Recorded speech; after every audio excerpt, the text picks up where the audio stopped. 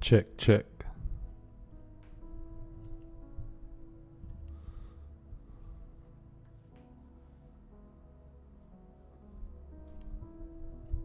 Hopefully you guys can hear me and the music's not too loud.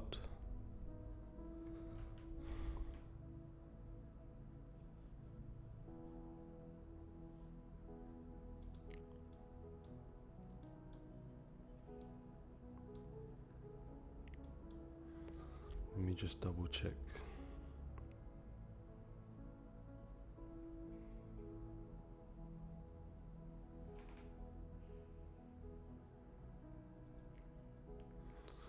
Okay, hopefully we're not going to get any technical issues today.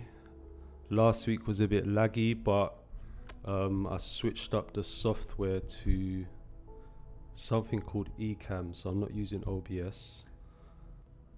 And hopefully that means the stream's going to be smoother, but do let me know if my camera starts lagging or anything like that. So we're about 20 minutes away from the US Open. We've got Jerome Powell speaking at the same time. So there should definitely be some volume and volatility kicking in. Right now, today, I'm mainly focusing on ES or SP 500.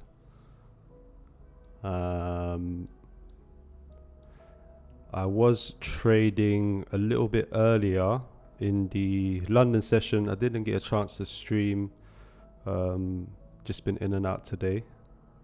But I've been short on the SP 500. And actually, let me just show you guys.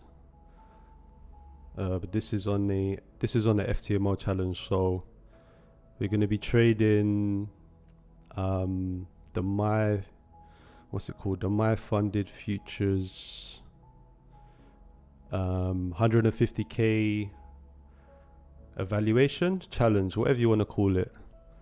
But got a fresh subscription today, so we're going to see where that goes. But more than likely I want to re-enter short on SP 500, but like I said, we've got Jerome Powell speaking in about 15 minutes, so you know that always means trouble. And half an hour after, we've also got US jobs data, and the market's paying a lot of attention to jobs at the moment. Got NFP this week, of course.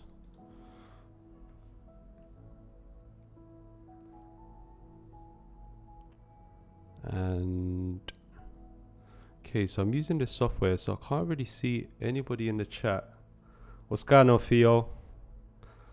How you doing today? Okay, yeah, so actually I can see the chat now. Who's been trading today? How's it going, everyone? What is everybody looking at? Myself, I've only really been looking at, well, this past week, the SP 500 and gold. I do usually trade GU, but I haven't actually had a look at that for a while. Seems to be pushing up today. But yeah, I think best thing I can do is stay on the sidelines until the US Open. And even then, with Jolts, jobs data coming out in half an hour after that, want to see what kind of direction the market goes in, if it gives us any clues. I would be quite happy to re-enter short here. I did, funny enough, I had my TP1 set right here earlier on, and then it didn't even hit. And yeah, it looked like it wanted to start pushing up, and with the US Open in literally 15 minutes, I didn't really want to risk it going all the way to break even. So I'm looking for a re-entry, but it's hard to judge where when you've got quite a strong, like, big news event coming up. So the reason why I wanted to go short today earlier on is that Monday was showing some signs of bearishness. We had three strong pushes to the downside. Price started pulling back towards the close. I thought we was going to get a range, but as you can see towards the end of the day,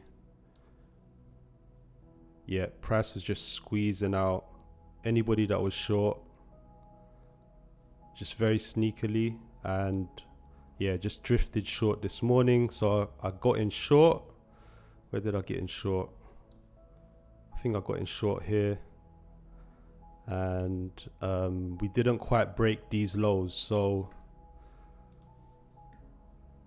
targets wise, like I said, when we've got news ahead of us like this, it could just whip up and down, and it might just expand into a whole new range, and we've got whole new targets to look at. Or it could even go long. What's going on, Fauzi? All working fine. That's good to hear. I did go live, Thursday last week or Wednesday? Can't remember now, but it started slowing down towards the end of the stream, and my webcam just got super laggy. But hopefully everything is clear. OBS, which is the streaming software that everyone likes to use, it doesn't really work well with Mac. Plus, in the Philippines, yeah, fiber Wi-Fi is temperamental. But hopefully it's not going to be an issue today. What's going on, Jamie? Good to see you here, man.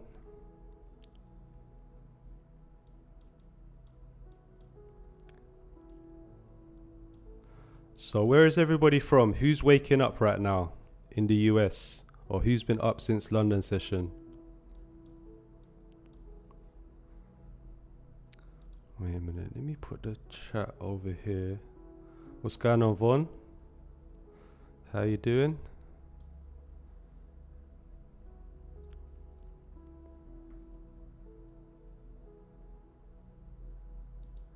Right, so Jerome Powell, 12 minutes.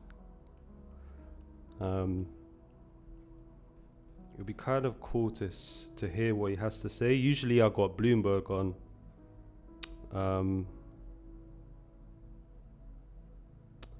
Oh wait. Let me see 1 second.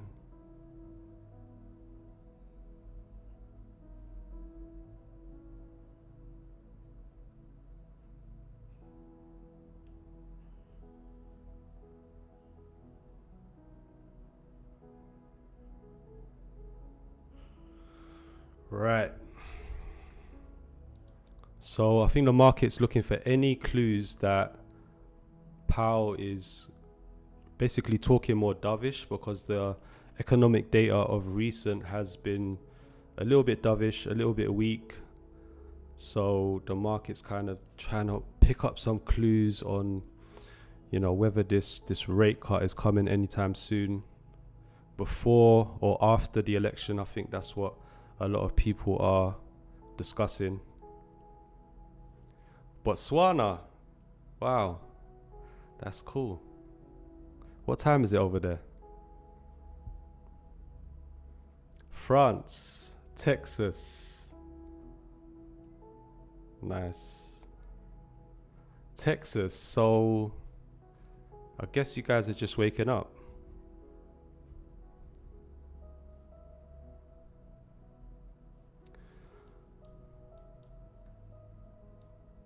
What's going on, Sean?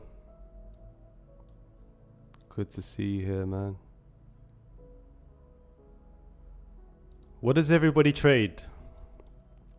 Gold on the live stream a couple days ago. I'm not sure who tuned in, but We had to cut it short, but I could have taken actually quite a good trade short from 23.40 if I remember correctly.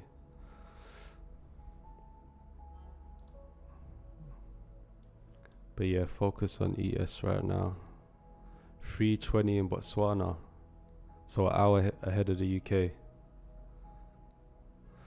So it's 9:20 here in the Philippines,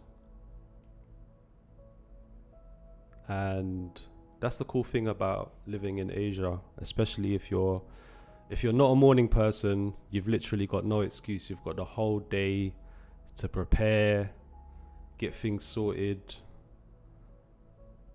and come to the London session sometime in the afternoon.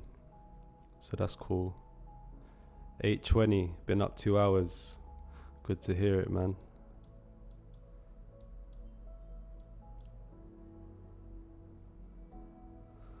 So like I said, guys, I'm starting a fresh 150k my Forex funds evaluation.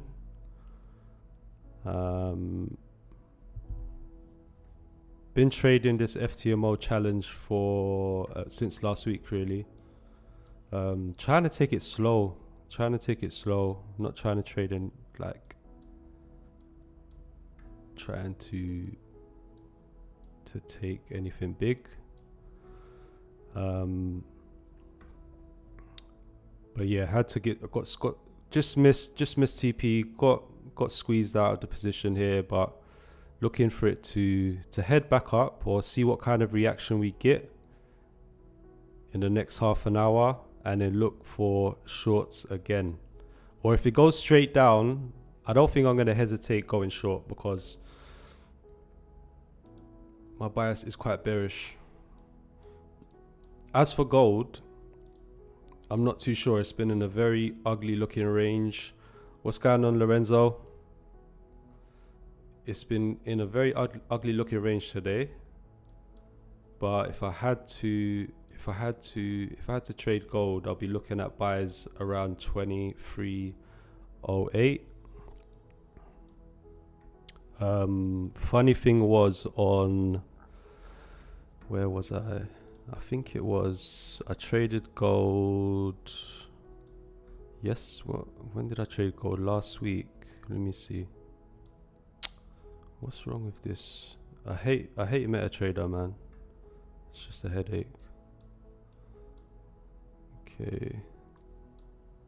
Oh yeah, here I go. Yeah, so I traded gold. When was this? 27th of June. And yeah, went long, but just got out too early like an idiot. Would have been a nice move. But yeah, let's see what the market brings us. Don't trade the news. No, I'm not planning to. I'm on the sidelines. I just want to see what kind of direction we get.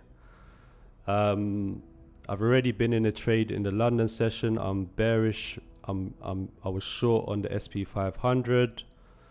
So I'm basically looking to re-enter. Looking for an opportunity to re-enter around these levels here. But of course, like when you've got high impact news, especially when Jerome Powell's speaking, you know, the range could just really expand. So you just got to kind of wait, sit on the sidelines, you know, don't get impulsive off the first reaction. Wait for like some kind of trap to get laid, and yeah.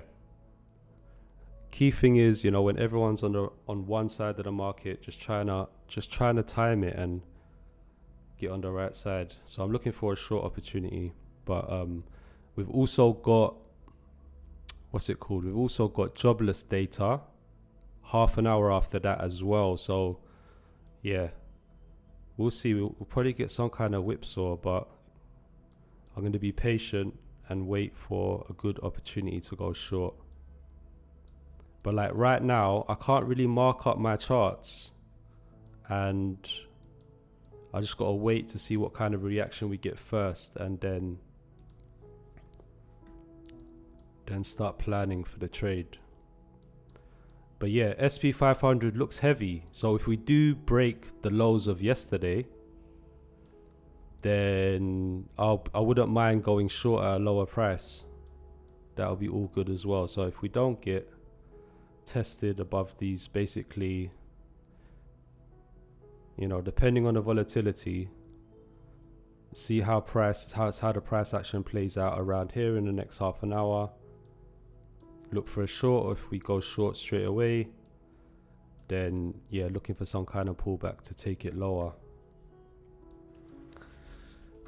The market has been quite ranged recently. Has been quite ranged basically for the last 2, 3, 4, 5, 6, 7, 8, nearly 2 weeks. So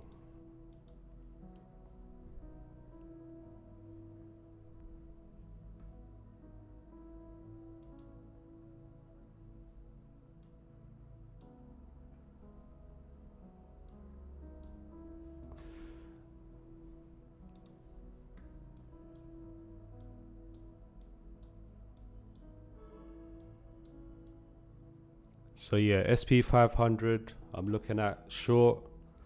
Gold, honestly don't have a clue, but I wouldn't mind re-entering on the long side somewhere down here.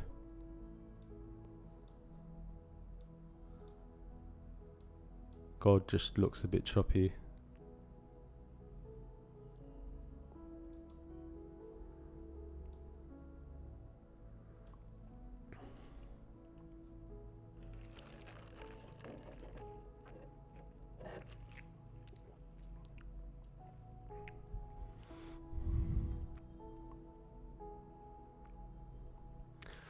So just sitting on my hands, see what Powell says in about 3 minutes.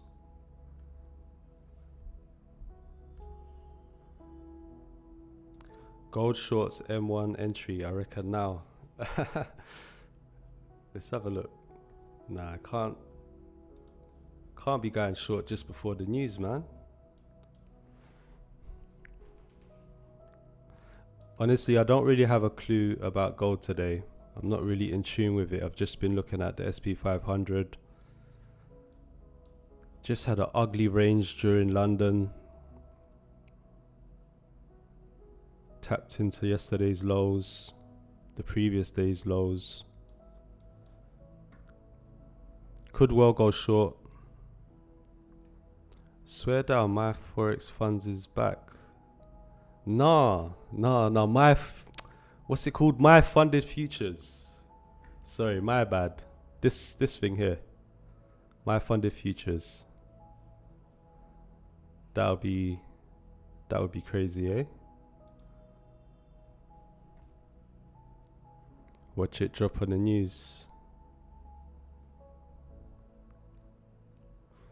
I watched your last video.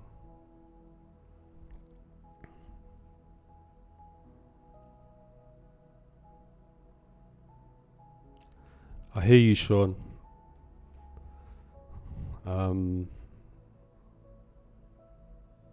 Keep your head up, man. It's second phase as well. I struggle with that sometimes.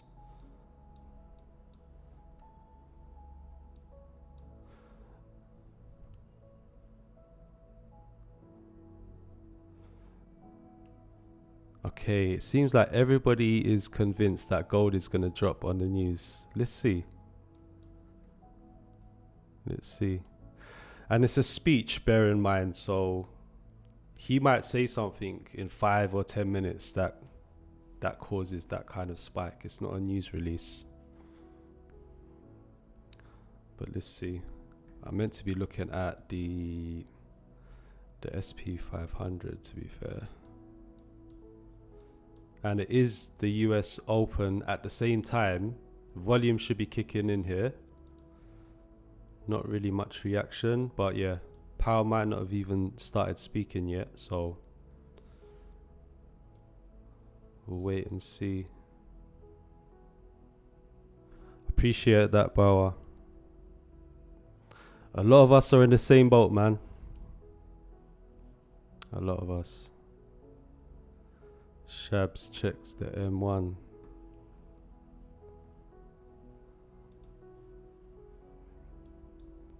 What's on the M1, Shabs? A little bit of a consolidation.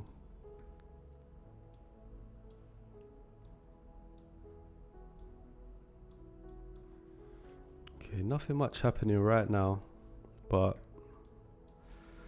we've also got jobs data in half an hour, so that should get the markets moving. Gold is just ranging locally. Yeah, it looks a bit ugly today. Okay, so SP 500 is pushing up a little bit. I wouldn't mind looking for a short opportunity. So just gonna keep an eye on the price action here.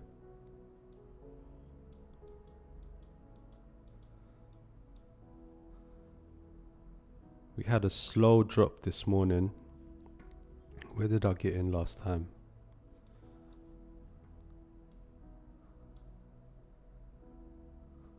So yeah, it's a good thing I got out of that trade earlier, so it seems to be coming back. Re-entries, I wasn't really looking to take it that far, but we're gonna see what kind of reaction we're getting right now. Just gotta wait and sit on the sidelines, wait and see.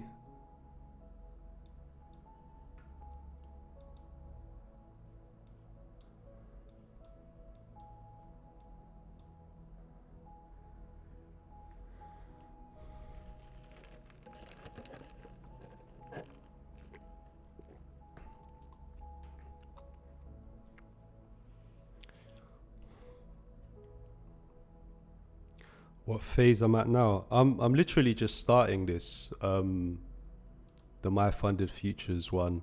I did basically have it last month. Let me find it. Last month, I was trying to trade it on stream, but I didn't really. Where is it? Okay, yeah, I didn't really. I haven't been active, so I haven't been trading, and yeah, started basically I'd only had like a week left to try and pass it. Funny thing was, I was up like 5k that day, but then I messed it up. Then like basically last day of the subscription, I just got in a bad trade and never closed it basically. The thing about these futures evaluations as well, they're so cheap. I don't know, I haven't taken many, but you got to kind of stay disciplined and, you know, don't take that for granted.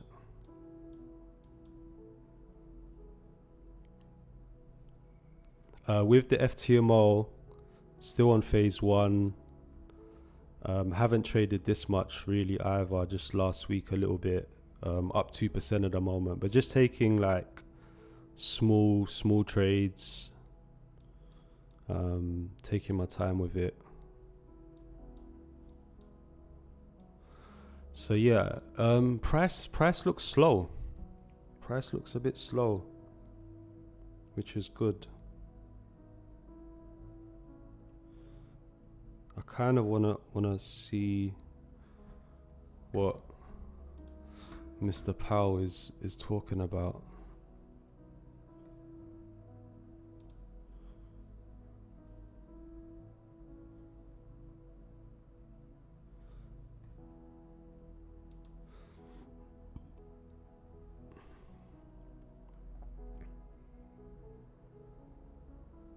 He's probably not saying much.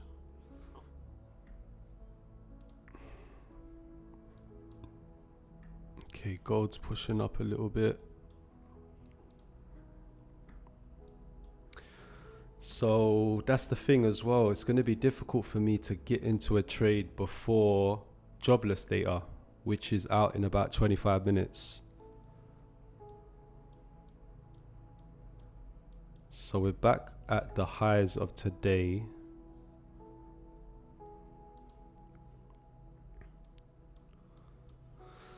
I just think I should sit on my hands, wait to see where price pushes. I don't think it's going to push very far.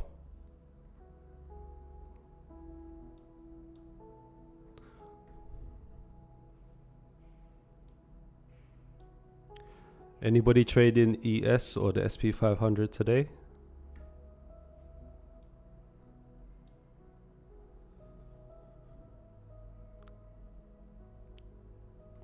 Let's see what everything else is doing.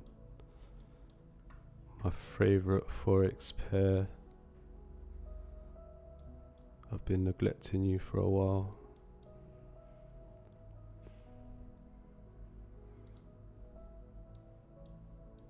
Bitcoin's just been choppy.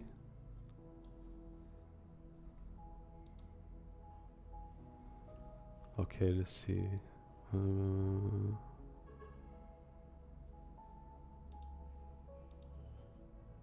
Yeah, I don't think Powell's saying much. And I do want to go short.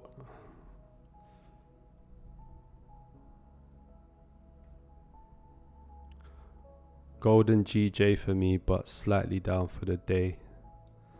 No worries. Mr. GU buy as well. Yeah, it's quite a decent buy today.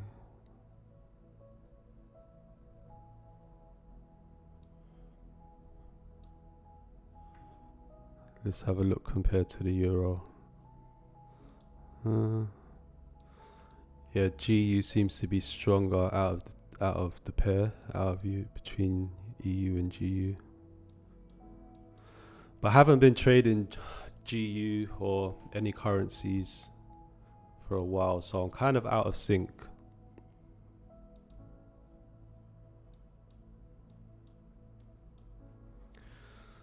So we're back at the highs of the day, which is roughly where I went short. So let's see what price does. Would still be looking for a short, but I'm gonna see. Yeah, might have to sit on my hands for the next 20 minutes. See what Jobless Data does.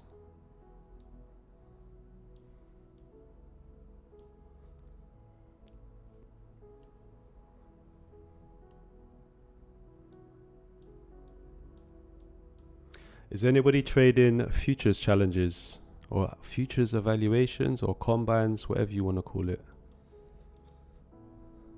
So that would be ES I should be looking at really. The thing that I like about the futures evaluations, you can trade it on TradingView, which is quite cool.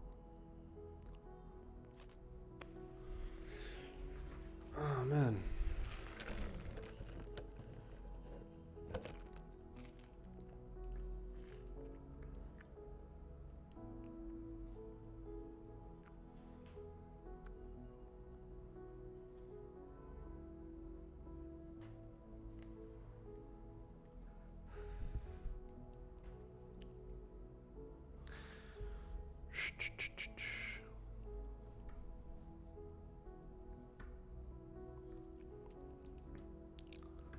Yeah, so this 15-minute candle is looking pretty solid.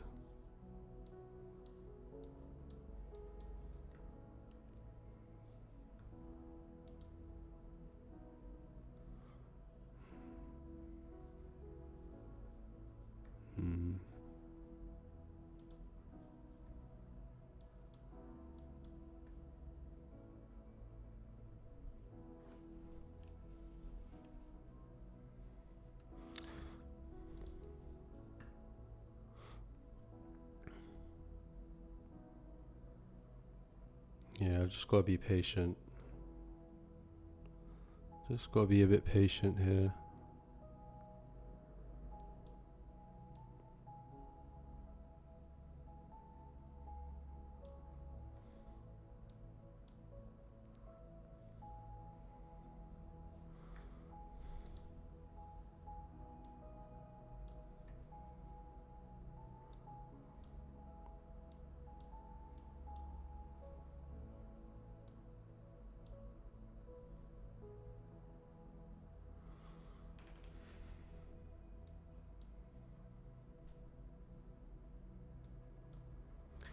Let's see what gold is doing. Nothing much. Gold is just very, very slow today.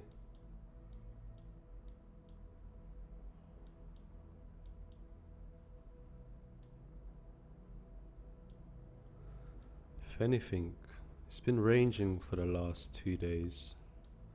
It has pushed comfortably off the 2300 level.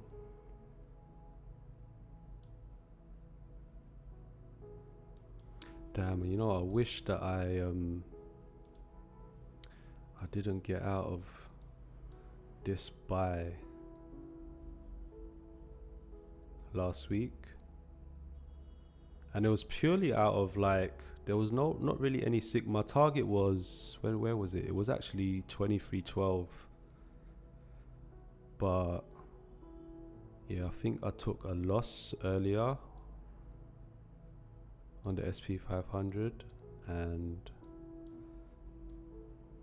I think I was just being a bit fearful.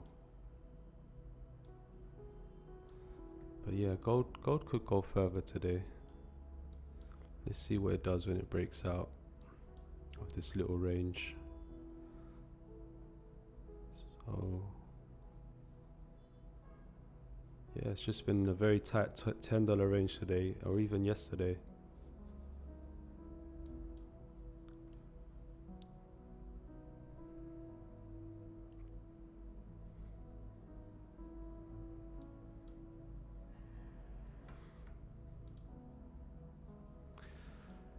Yeah, so still want to re-enter short, but just basically got to sit on the sidelines. Jobless data, that's obviously gonna do something. And if it does reverse and we get lower,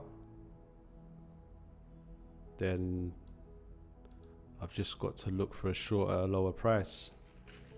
So we didn't quite break yesterday's low earlier today. That was my TP1, but my TP2 was down. Where was it? TP around 36. Was it, or 29?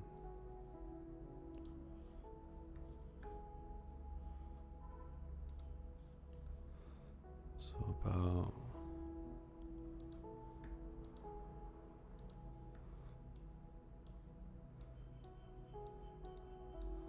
was basically, what was I looking at?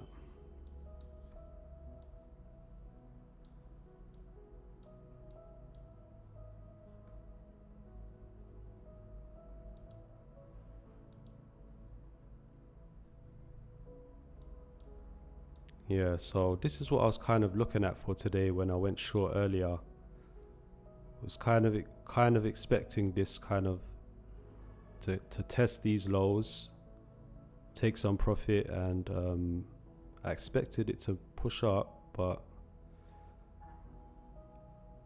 it looks like it wants to go a bit further. But yeah, I would like to see it down at these levels later on today, but we'll see. Could just be turning bullish, I suppose. It's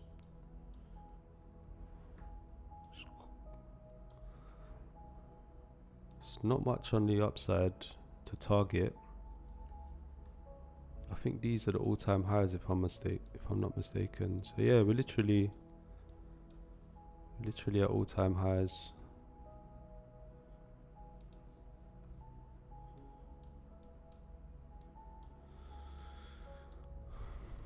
All right.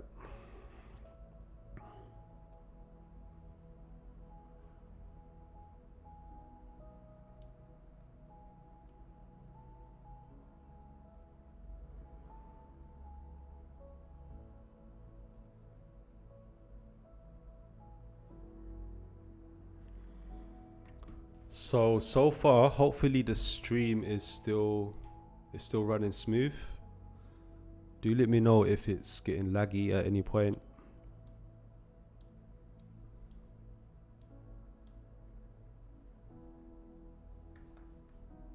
We're just giving the SP 500 a little bit of room.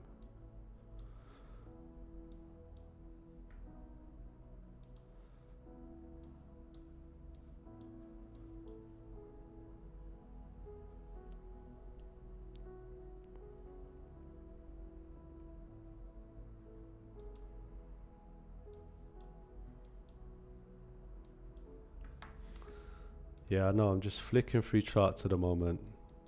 And yeah, it's going to take a while to get used to these live streams. A lot of sitting and watching, I guess. Just trying to be patient. What time is it? It is 9:45 in the evening. So I probably won't be up too long into the US session. I'll probably stop trading before lunchtime US. But the good thing about living out here in the Philippines or even anywhere else in Asia is that you got the whole morning to yourself. You don't have to rush and stress. You can get your workout in. You can run your errands. You can take time to, mentally prepare for the day ahead. When I was living back in London, working, mornings was a struggle. Especially like trading the London session, you kind of need to be up by 7 a.m. or at least an hour before the open, because a lot of moves happen before the open. That 7 o'clock hour. 9:47 p.m. Oh, Kent, you're in the Philippines as well, no?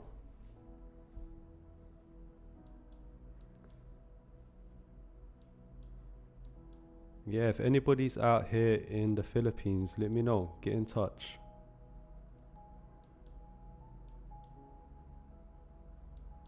It'd be always good to link up with other traders.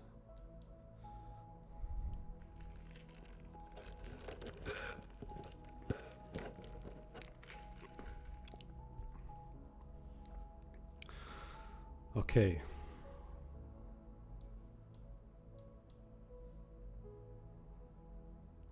Yeah, so waiting for the right moment to re-enter short on the ES/SP 500. Can't really do anything right now because we've got jobless data ahead of us, and those numbers are going to be quite key coming into NFP on Friday. If I remember correctly, I think they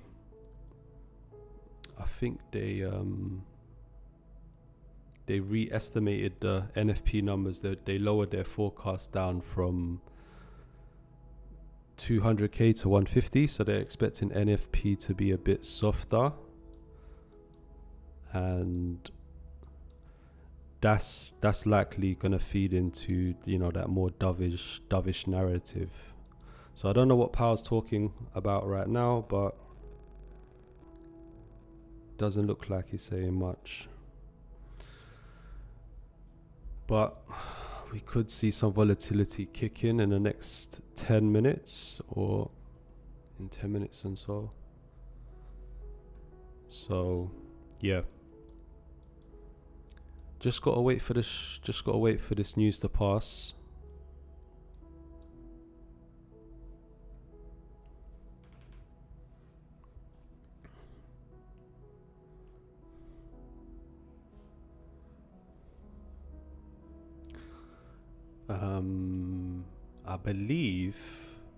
I know these days a lot of firms are restricting news trading or entering into the news. Usually they'll put like a 5 or 2 minute window, apparently. But I think with the evaluations, trading the news is still fine.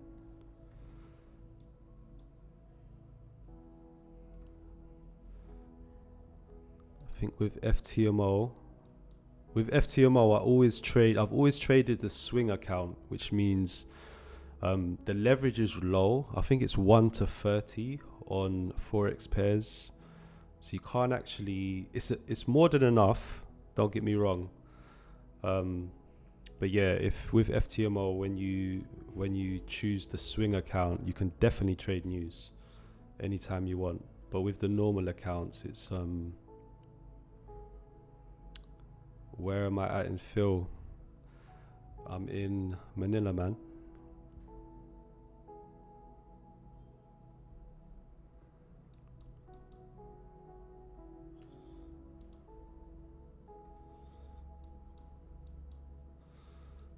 All right, so just being patient here.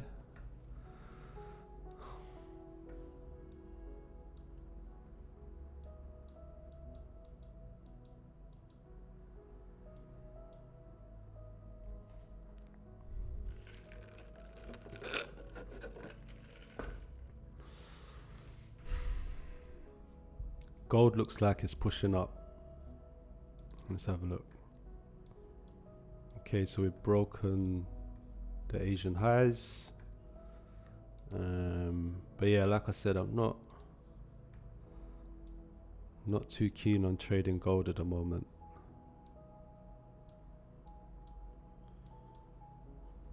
I have set this alert down at 2307. If we get some kind of strong, if we got some strong reaction of news, I could have been looking at buys, but we're pretty range today on gold. But we'll see if we get some kind of breakout and follow through on the jobs data. Just wait and see. Okay, so the reaction has been very muted with could be a slow day.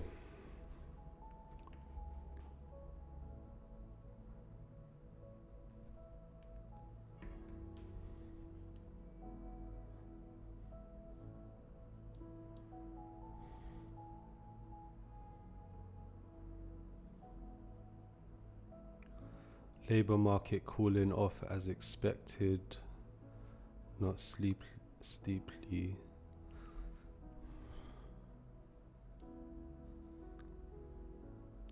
ECB Lagarde is talking as well.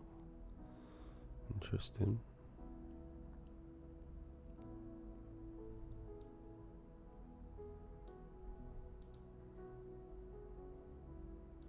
So yields, I don't know if anybody pays attention to yields, but there was quite a spike in the 10-year yield yesterday. A lot of people was talking about it. It seems to be dropping off today.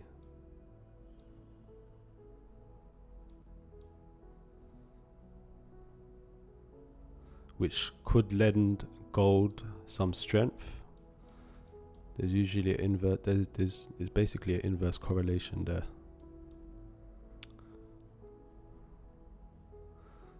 Let's see the DXY. Dollar's been strong recently.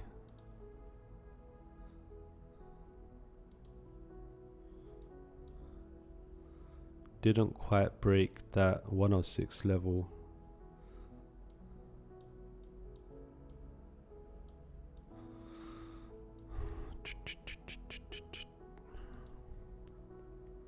Alright, so we're still waiting to see what kind of reaction we get on jobless data in 5 minutes. If we start breaking down, then I will be looking for a short once we've broken these lows, or coming towards, basically once we've broken these lows and got some confirmation, I will re-enter short. If we get a little squeeze above, it will be tricky, but I'll try catch it coming back down. So we'll see. Got to give it some room in the first 5 minutes, I think.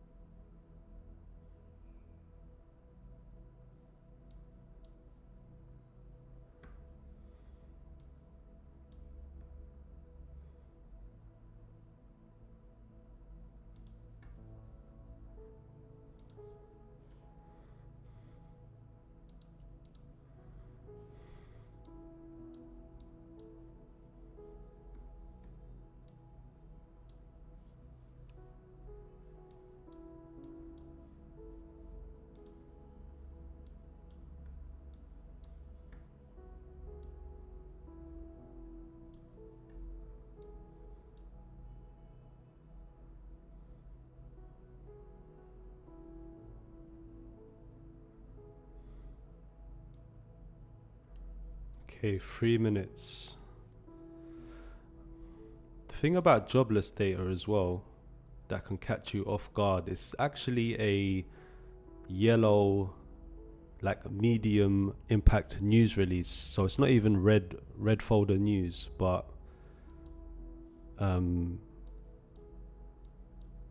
yeah, when everybody's paying attention to the job numbers closely, it can make can bring quite a lot of volatility.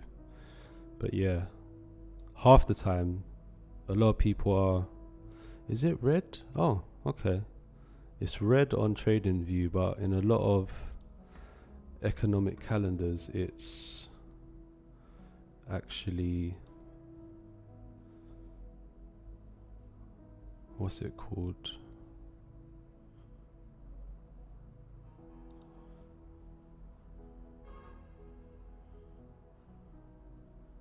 Yeah, it's like medium news here. How do you drive in Manila? I don't, man. I used to, but traffic has got better actually. Like before, when I used to live here, there wasn't. Now you've got Grab motorcycle. If you want to risk it, it's a quick way to get around. Where are you from, Cobus?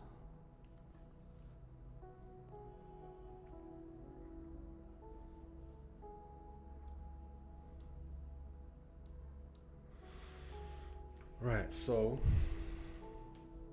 5 seconds. Let's see what happens. Okay.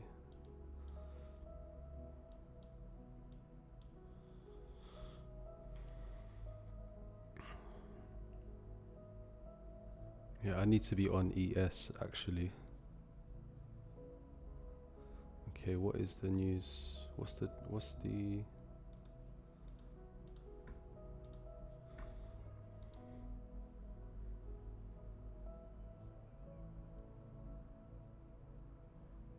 actual 8.4? So basically, I'm gonna sound like a dumbass, but that means it's positive, right? Beat expectations. South Africa, beautiful country. I haven't been, but I heard the scenery is beautiful. Definitely a dangerous place to drive though, no?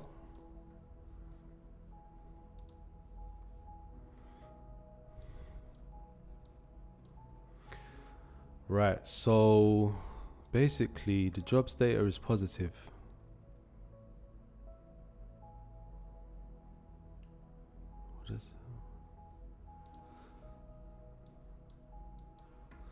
What have we got? No, yeah, it's not really a reaction. Maybe everybody's waiting for NFP. All right, so no immediate reaction, which is a good thing for me because it's gonna make it easier for me to take a short.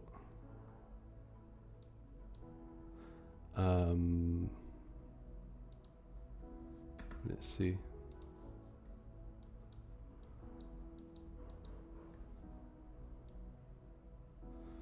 So at highs of the day, let's wait for it to go a little bit higher. What's going on, Dane? Good to see you here. In a spa. Yeah. I was thinking what kind of music to play actually, but this is actually prayer music. I just thought it was pretty chill.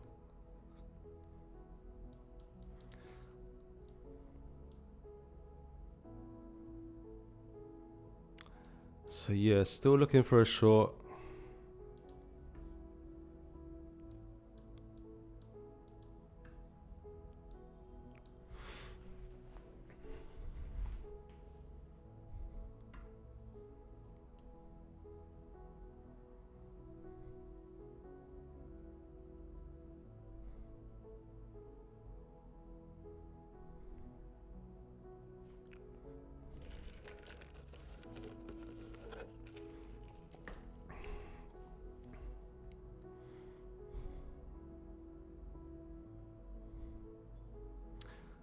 Nah, I trade a bit of everything really, but very recently or in the last week or so, I've just been looking at the SP 500 and gold.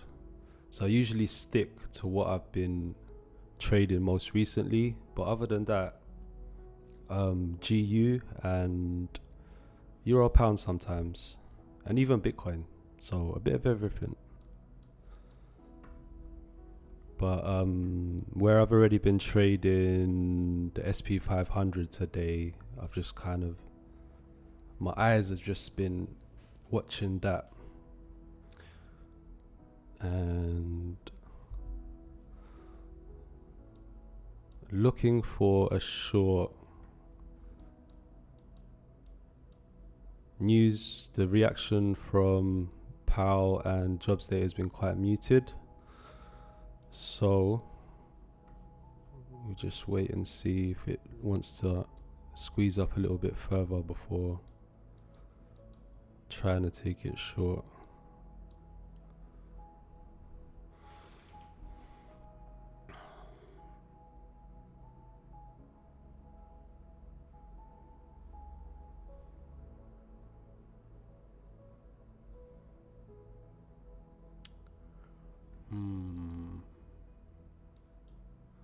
What's dollar doing?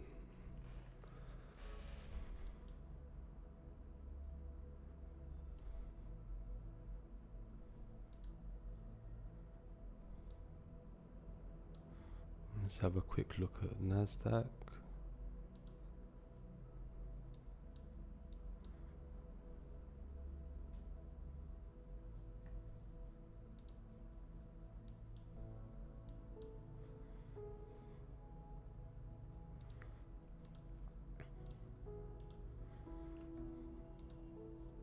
What am I doing? Let's go to ES.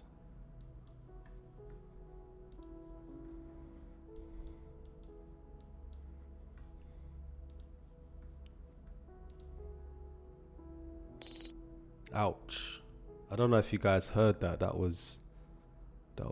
sounded ugly. How do I change that?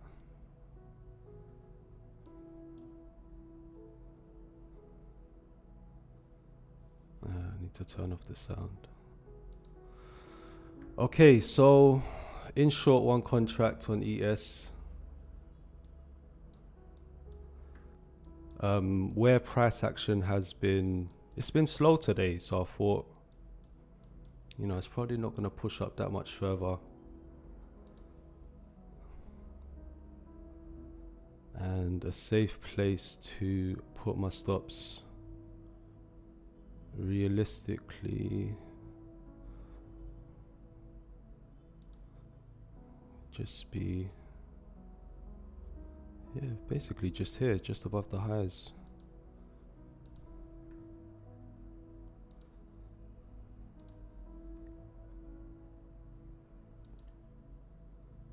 Oh, you heard it? Damn.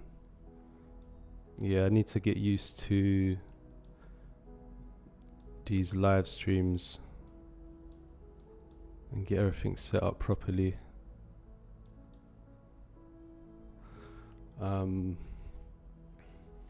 You live stream, no, Dan?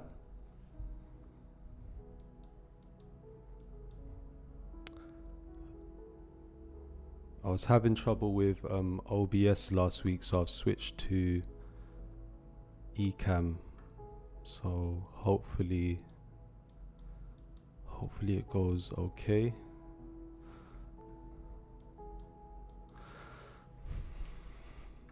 All right.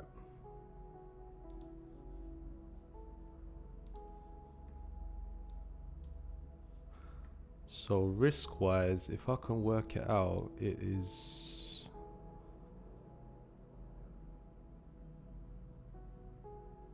$60 a point. Is it $50 a point? It's not much risk anyway. About $250, I think.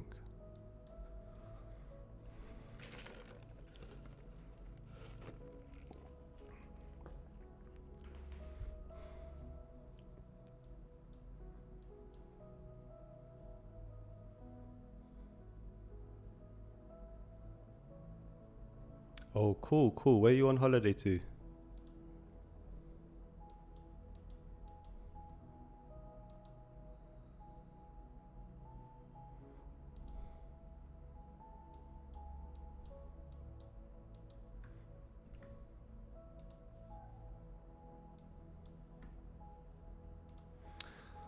All right, first trade on the stream.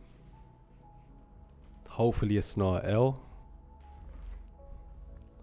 But yeah, basically, it's just a re-entry on my trade idea from earlier, which was short on the SP 500.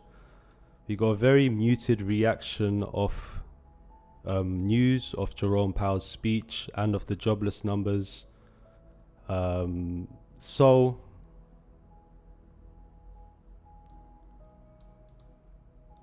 I want to target, firstly, the lows of today and yesterday,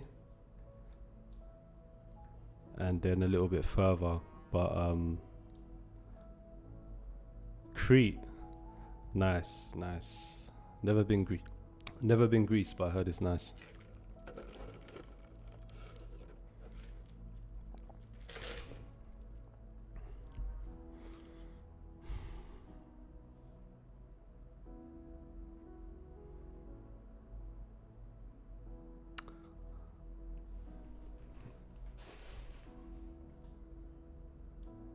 Does anybody trade ES on futures? I really want to know how to basically work out the dollar amount.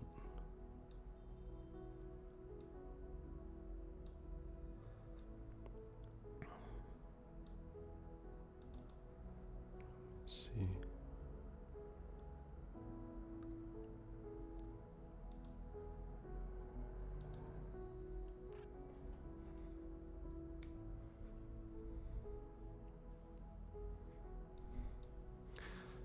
So I don't think I'm gonna trade the FTMO challenge today. It's kind of tricky trading two things at the same time.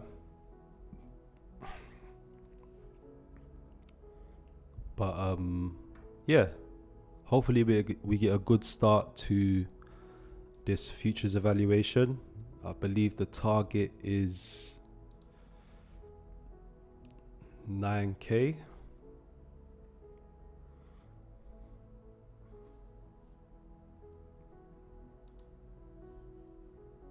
So yeah, just one contract for now. Could add further down, we'll see. Gold is coming down a little bit.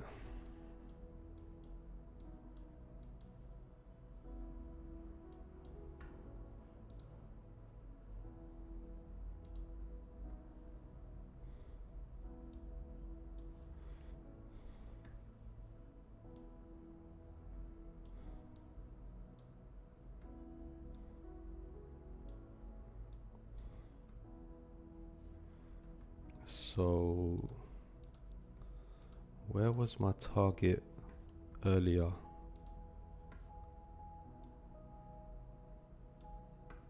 It was roughly,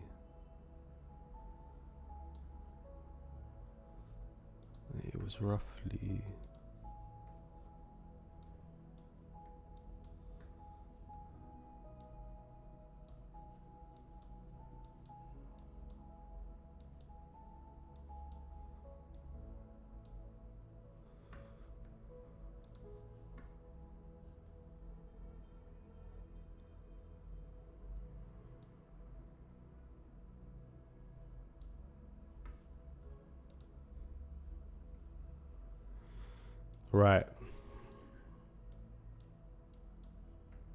I've got to be honest, guys, I'm still new to trading futures and understanding tick sizes and how much it is per tick, etc. And where I was trading it last month, I did make some mistakes, like buy stop, or like creating a stop and then forgetting to put the right amount of contracts for my stop and then forgetting about it, and then etc. But we've got one contract on at the moment, which is basically the smallest you can trade on E-minis. What's the thing?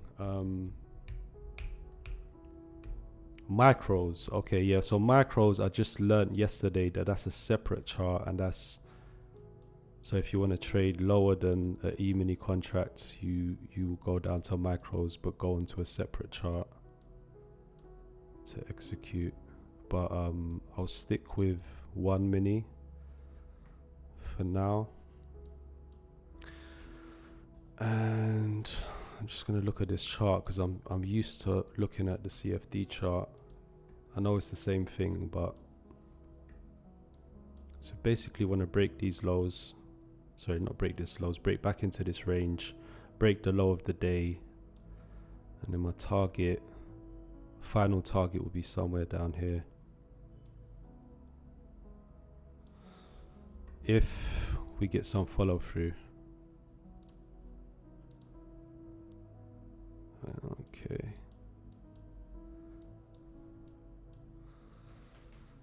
Aren't there calculators for futures? Yes, there should be.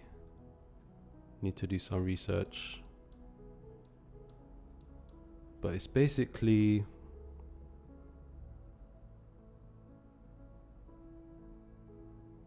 what is it?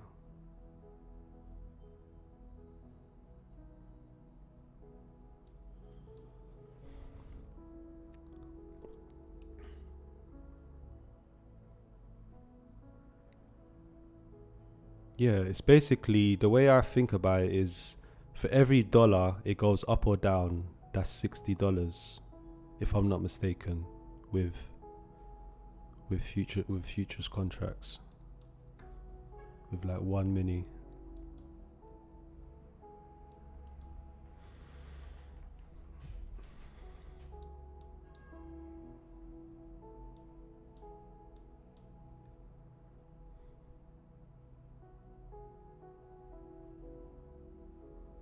Yeah, so if we break Wait, let me just get these.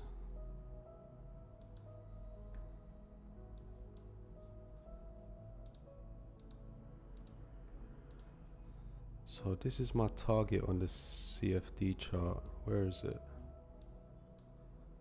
54.30. So back into this impulse back here. So 50 a contract per point. Okay, yeah, that's correct. Yeah. So it's 12.50 a tick. 12.50 a tick, 4 ticks in a point. Yeah, that's it again. Yeah, $50 a point. Thanks for that, Fazal.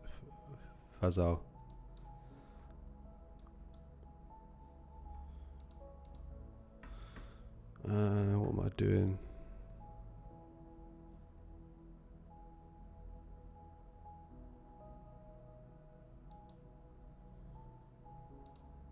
Let's just create a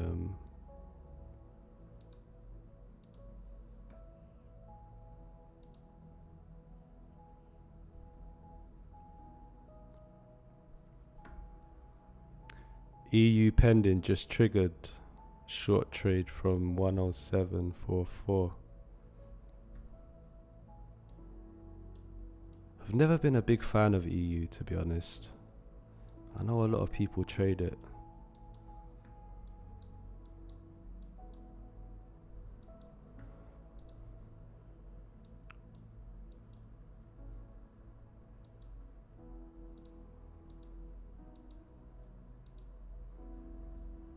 Damn, that would have been a clean trade, eh?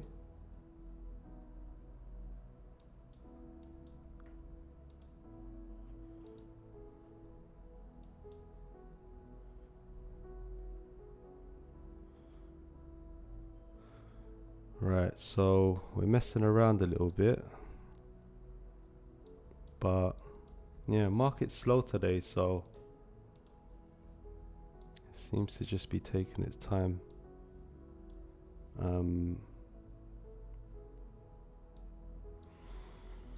So we'll see.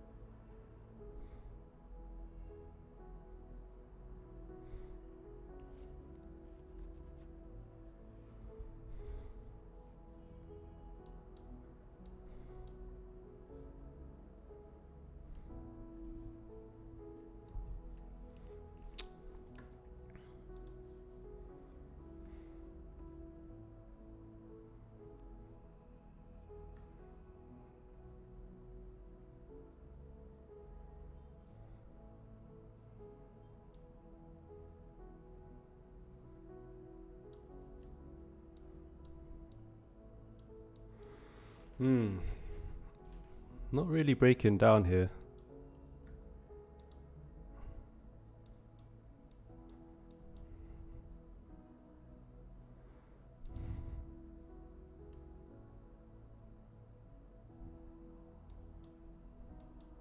Doesn't make sense for it to go there anymore.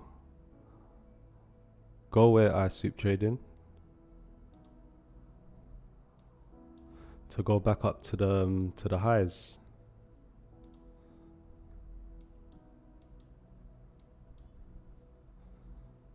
I'm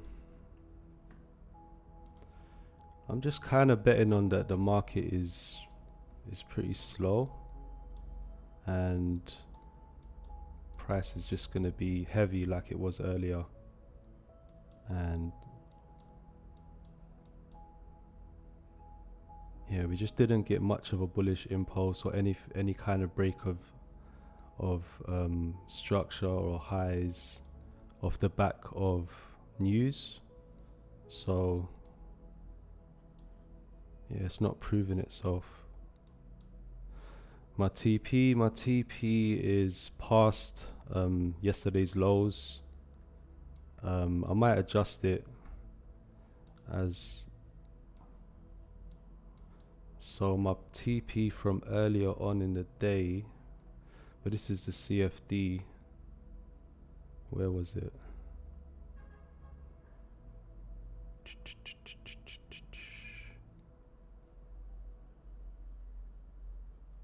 $54.29. What do I trade? ICT? Nah. Oh damn! Forgot some adverts. What else? Wait, hold on. Let me just get some.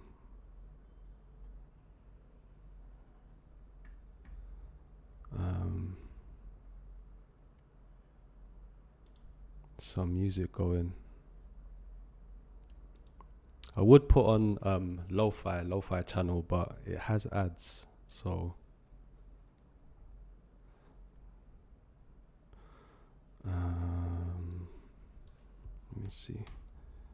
Anybody want to give me suggestions for music?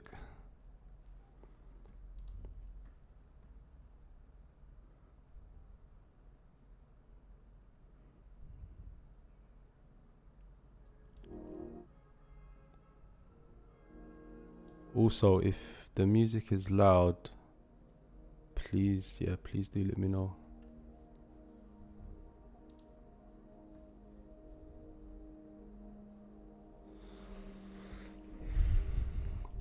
So, still in this trade, guys, still short. Just very slow and choppy today. Back at the highs of today.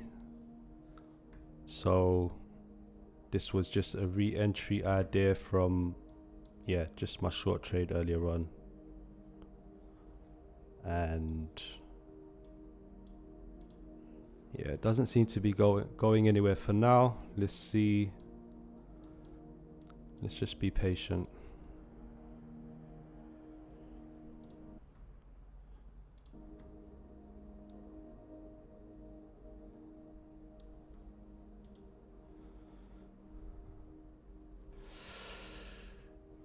Who's managing a trade at the moment?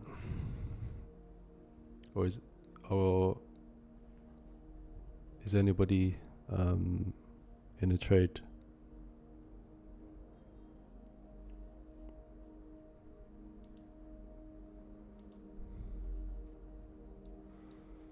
Yeah, it could just be one of those slow grinds down, which I don't mind.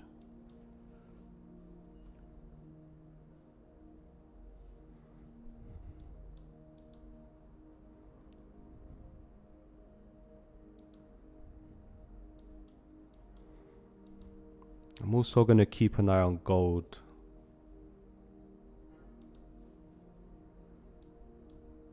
You're in gold shorts. Looking good. If we break the lows of today, could be nice. In short gold on the 1 min. Yeah. Gotta be brave to trade the 1 minute chart on gold. But that's basically what I trade. I trade off the 1 minute as well. But with futures, I kind of tended to stick to the 5 minute. Jen, how you doing? Probably coming off soon as it looks funky. Let me see. Yeah, I mean, gold has just been ranging a lot today. It's been looking ugly. But if we break today's lows, I mean, if you're in this short from here, it's still looking quite solid. How you doing, Ben?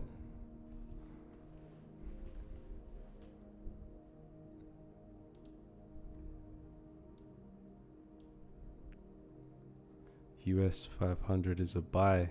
Damn, I'm in the US 500 on the short side. I mean, it's not really breaking lower, so you could be right. It hasn't proved itself to me yet. I'm just re-entering on my bias earlier. NFP UK elections, US bank holiday. When is there a US bank holiday? I wasn't actually aware of that. And UK elections, that's Thursday, I think. NFP, yeah, it could be one of those weeks where it's just slow and everybody's sitting on the sidelines until NFP or the day before NFP. And that's what it's kind of looking like on gold, to be fair.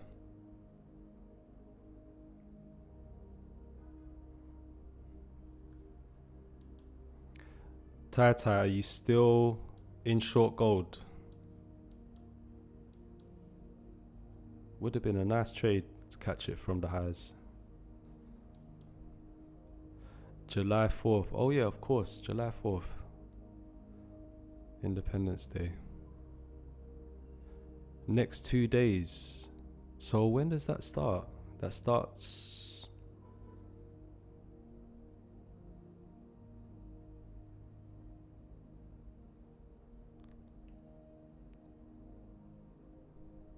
So Wednesday and Thursday, US holidays, or Thursday and Friday.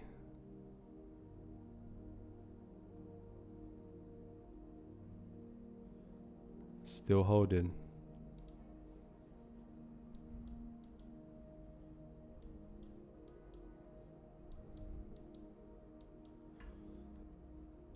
Yeah, I don't really have a clue about gold. I was trading it earlier in the week and I was on the long side, but I got out super early like an idiot. But I wouldn't mind taking it long if it gets to about 2307, 2308. It's got some room to go down here, but guess today, yeah, it looks like one of those days where you have to be patient. Wednesday and Thursday. Okay, that's good to know. It's good to know. Yeah, so it might be one of them slow days today.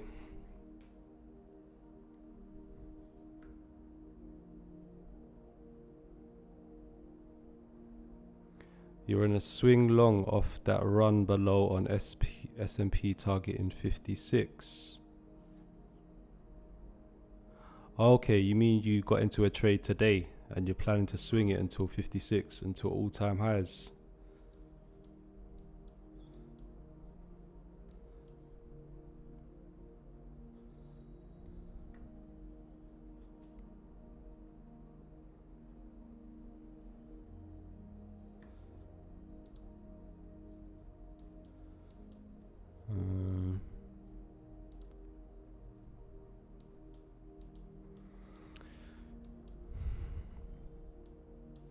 Yeah, it's just chilling. So I don't think that is what 50, what's that, 33 to 42. I guess that's about 0.4% risk. I think that's fine. I could just get out of it, but okay, yeah, so we're just switching into the next half an hour candle. Could be pushing a bit further here.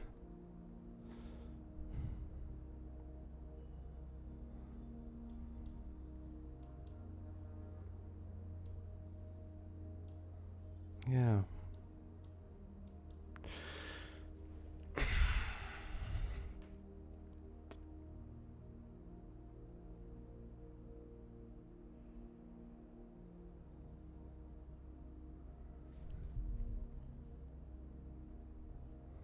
Okay, so getting a bit of heat on my position. Yeah, just didn't really get any follow through. So might end up being a loss.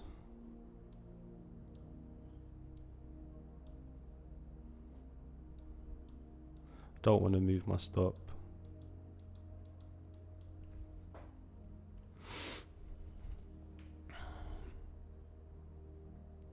Could cut it early. You can't take futures prop firms seriously. Why has that been? I just wanted to try it out, and it's cheaper, I guess. And really, all prop firms, including the CFD ones, especially the CFD ones right now, the industry is just looking super shaky at the moment. Firms are just, trying their best to not pay people out. So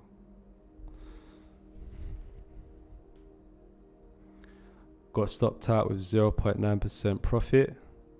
That's not bad. It's always good. 1%.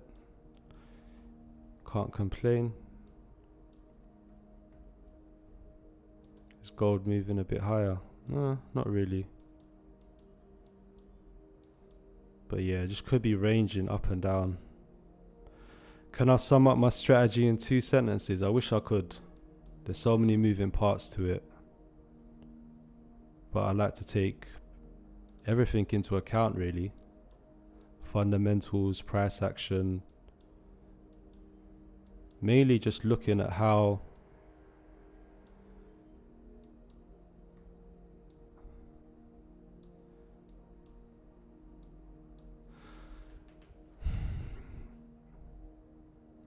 just getting some heat in on this position, but just not doing much.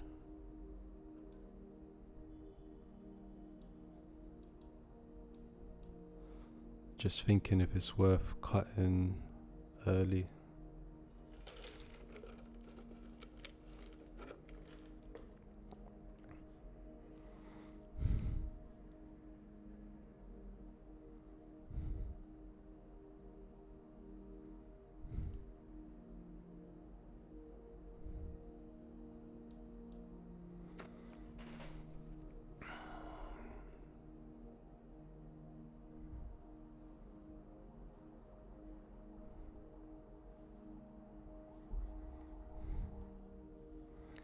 Quit Forex completely? No. I'm actually doing an FTMO challenge right now. First one in a long time, but I think with CFD firms, I can only trust FTMO moving forward for now. The rest of them, it's just not worth the risk.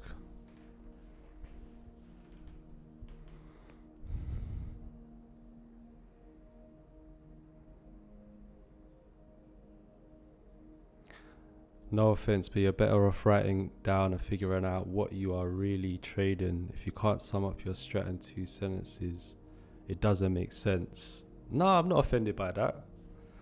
I guess, a lot of people say simplicity is good, right?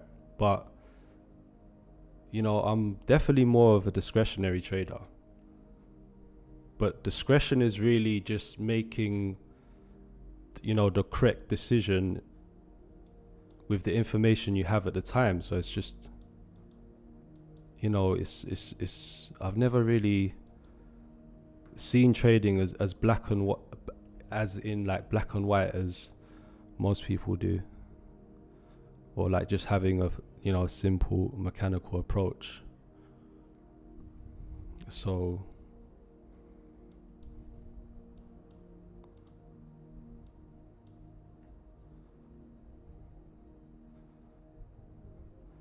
yeah, I hear that.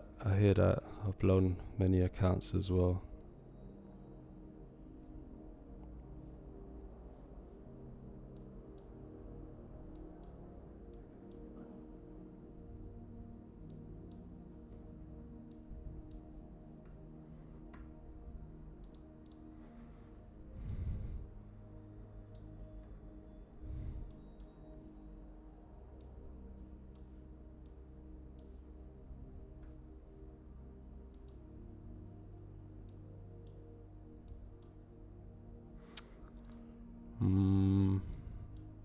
it's just chilling. The ES is just not doing much.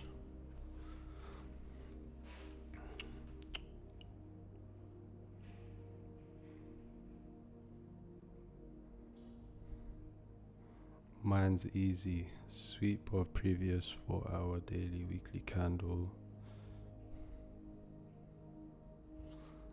Yeah, that's good. Nice and simple.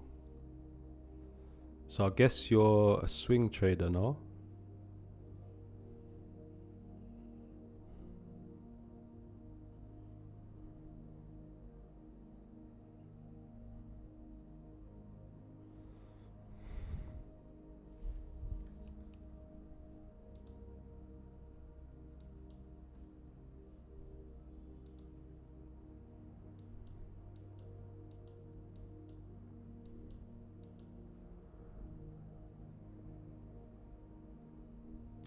You're living in PH. If you do, what do you do? So I've just come to Philippines in the last 2 weeks. So for the first week or so, I've just been getting into my routine, running around, getting things sorted. So just settling in, actually. But yeah, got a gym at my place. Not really much of a gym guy, but you know, went for a run today. I do like running, so trying to get back into that habit. How long have I traded for? About 4 years. So I guess taking it seriously just in the middle of lockdown. Yeah, did trade like a little bit here and there before that, like a little bit of crypto, some small personal accounts, but yeah, I really didn't have a clue at that stage. But I would say taking it seriously is when I discovered FTMO, and that was back in, I don't know, around this time 2020, so coming up to 4 years. Am I based there for now? Yep, based here for the meantime, for the foreseeable future.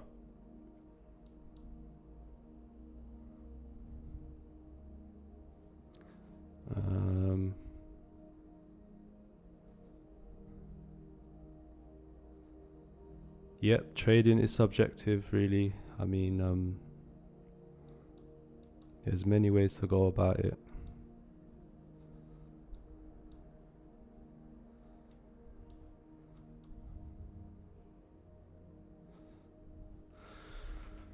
And yeah, if we start breaking out again, yeah, wouldn't be looking too good,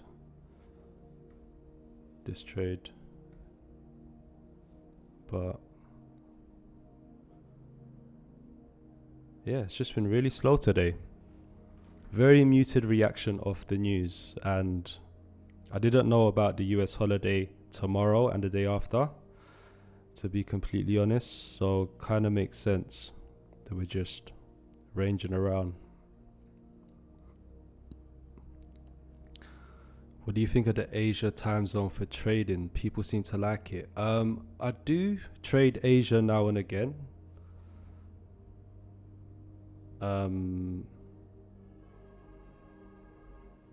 Sometimes some big moves can happen in Asia, for sure.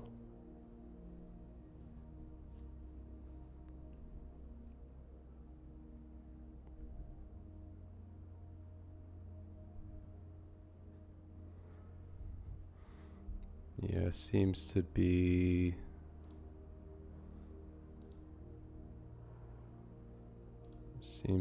pushing, and yeah, I'm not going to give this trade any more room, to be fair. Could still try and take it short again, but I don't know, it's just very dry price action.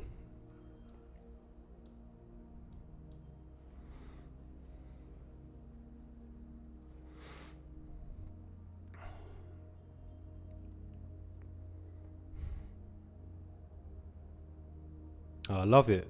I haven't really been trading much, but I could definitely get used to it. I'm not a morning person myself. Back in London, I used to struggle to be completely, like, totally prepared for to trade the London session. But here in the Philippines, when that's London opens around 3 p.m. So yeah, I've literally got no excuses. So yeah, it's gonna be great trading from Asia. But yeah, can't stay up too late into the US session, but you're still able to catch London Open, US Open, London close. So it's pretty convenient. Can I post the link to TradingView? Yeah, sure, go ahead.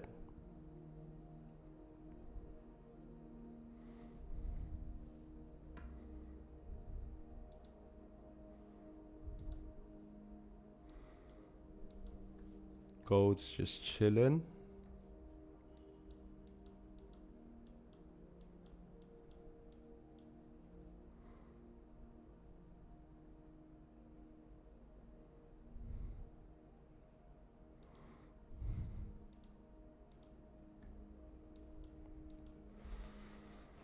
Okay, so still in this trade, taking a little bit of heat,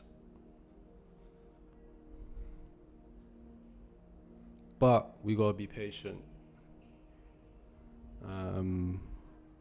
Well, we've only been in it for about half an hour, I guess. So let's wait and see, but could just be a slow day.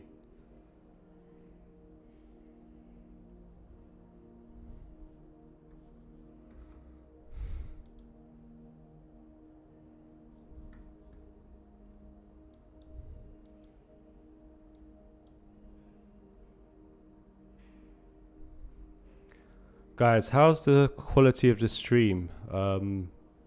Is the camera laggy? Is the screen blurry? Because we've been up live for about an hour and a half, and last time when I was using OBS, it was really slowing down. So if everything's working perfectly, then I'm going to use this software from now on.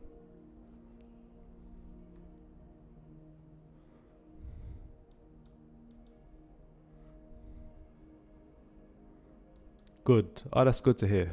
Thanks, Mike.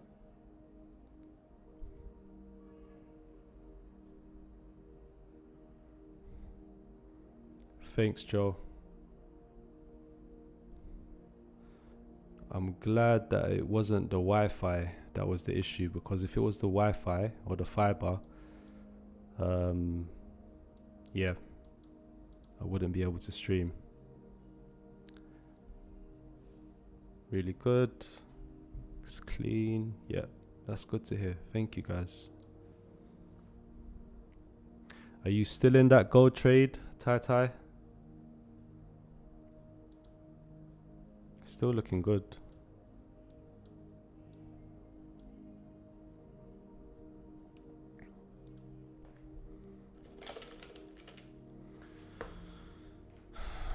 So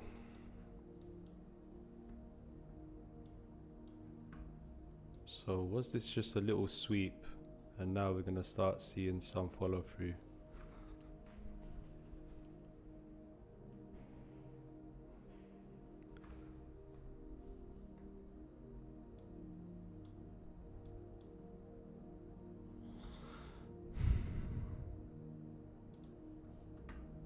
You know what?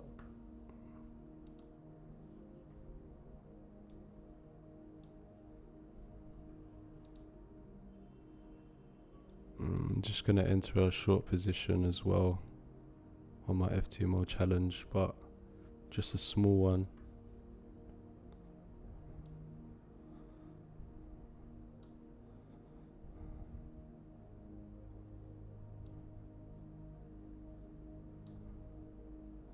Yeah.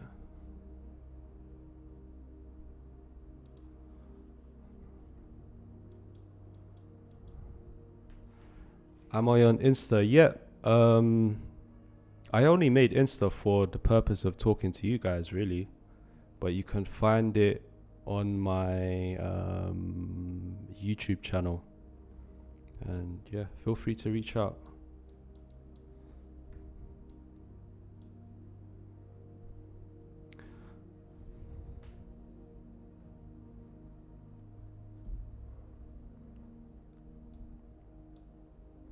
So I just entered the same trade on my FTMO challenge. Getting some heat straight away though. But yeah, if we break these highs again, then yeah, trade's a dud.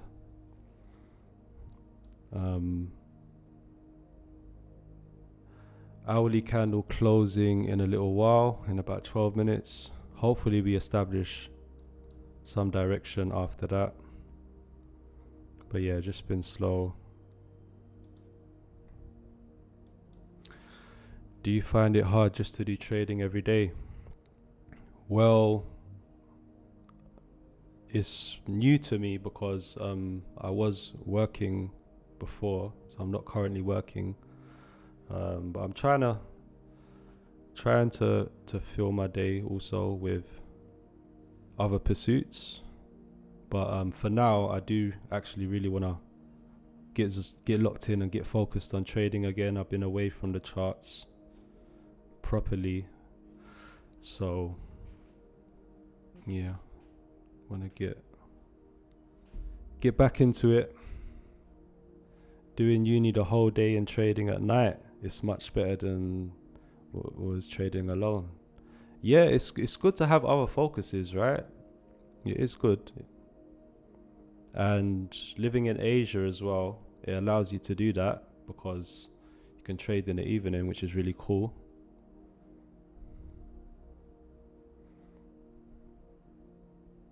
Still in the trade, Tai.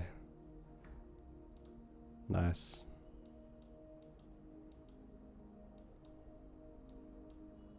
Nice. Still looks, I mean, gold has been rangy today, but yeah, if we break these lows, would be interesting. Could see it go a little bit further, no?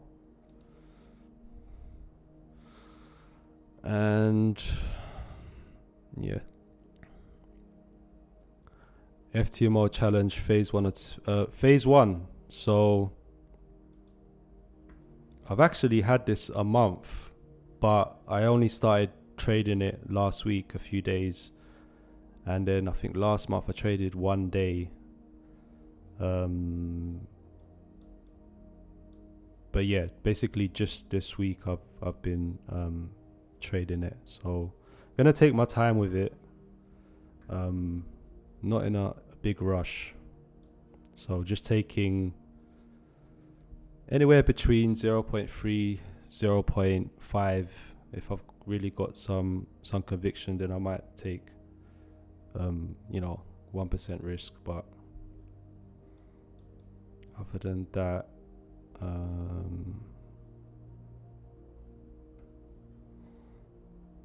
yeah, taking time.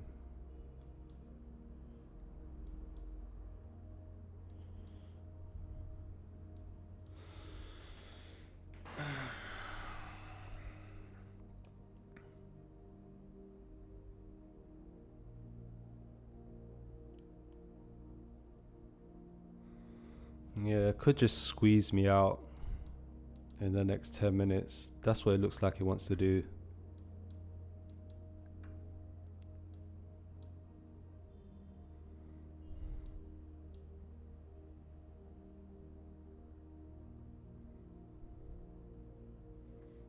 Not looking great.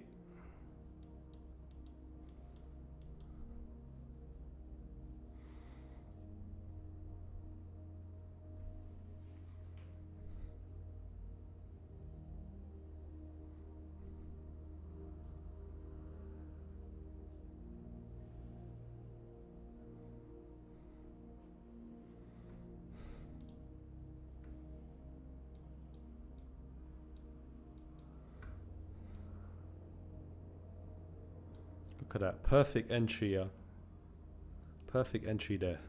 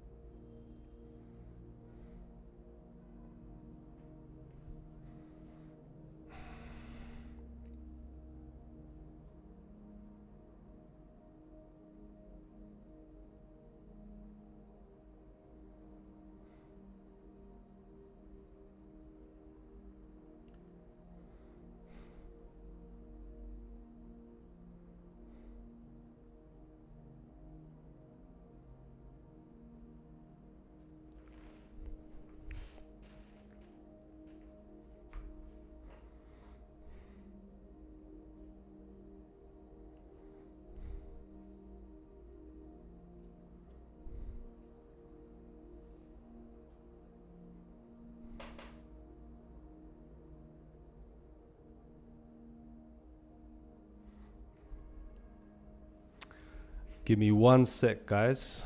Be back in a minute.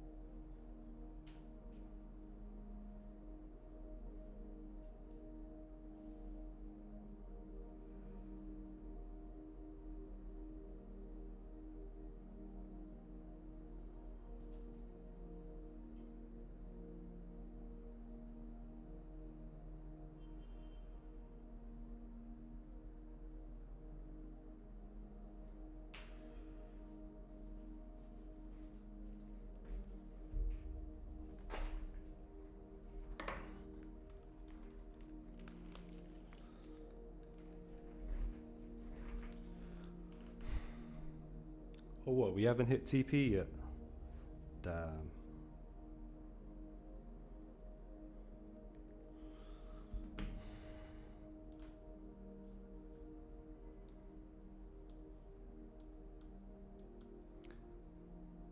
Looks like it just wants to stop me out. And this, wait. It's hard to judge. Basically, futures and CFDs, the charts are virtually the same, but they've just got different numbers.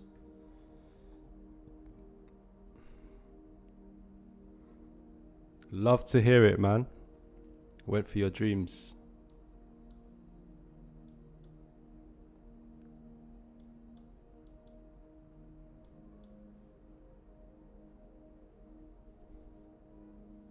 You can always go back to uni as well, but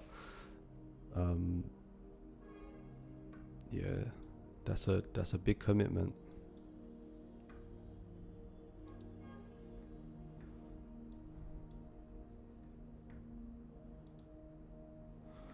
Yeah, it just looks like it wants to stop me out.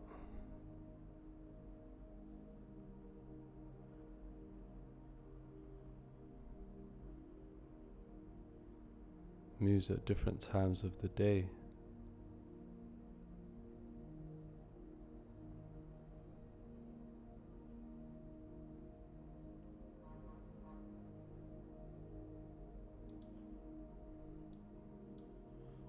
Where is this?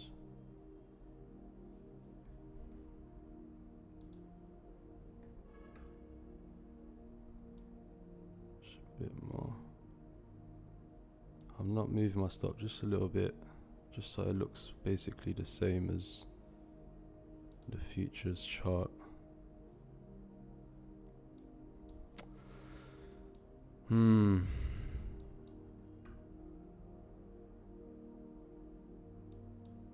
Yeah. Just no follow through on the downside. Looks like we're just trapped up high here. And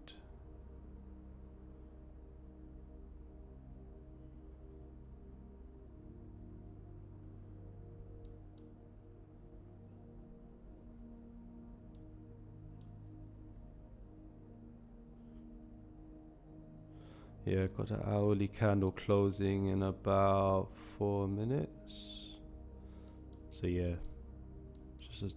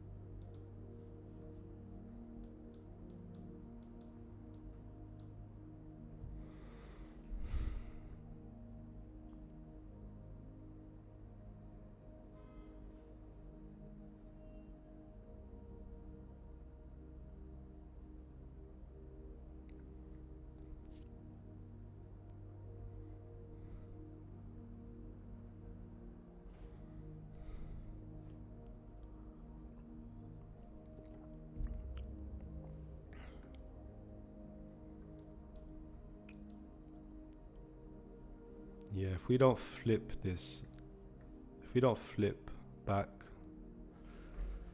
then yeah, very likely I'm gonna get stopped out on this hourly close.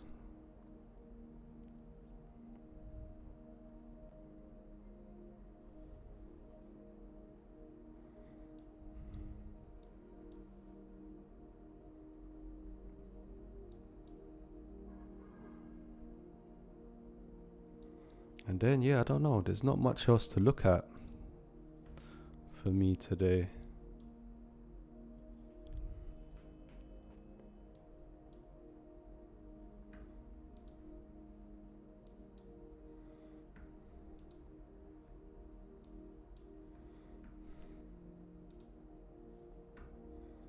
Yeah.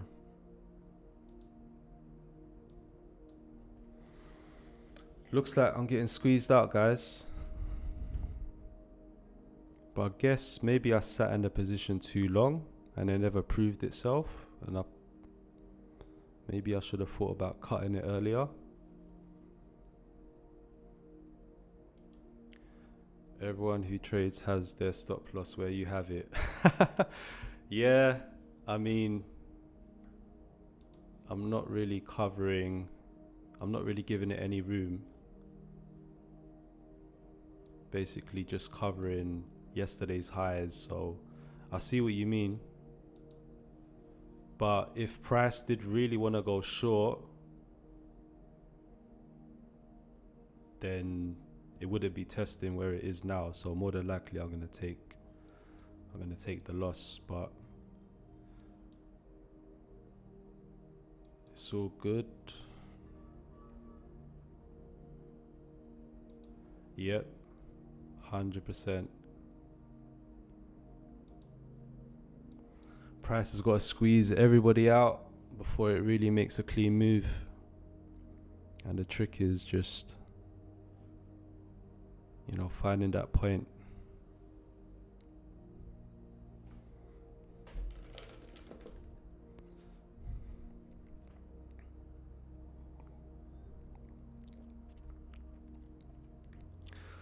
Yeah, I mean, indexes, they're all looking bullish on the weekly time frame. We're at practically still close to all-time highs. So yeah, on a swing trade perspective, on a higher time frame perspective, it's hard to justify a short. Cut the trade. Yep, could do. Mind you, it's not really a lot of risk I've put on. So I could save myself a few $100. We just it's just turned into the new hourly candle. So, let's see. Starts pushing. Then, yeah, I'm just going to take the loss. It's all good. I'm still kind of up to date on the FTMO challenge by a little bit.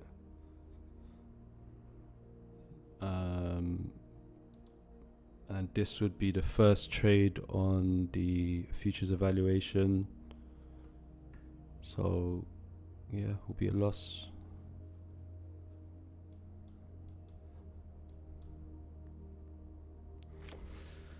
But all good, all good. Actually, the market didn't really do anything today. All that expectation on Jerome Powell's speech, jobless data, yeah, it's just in a range.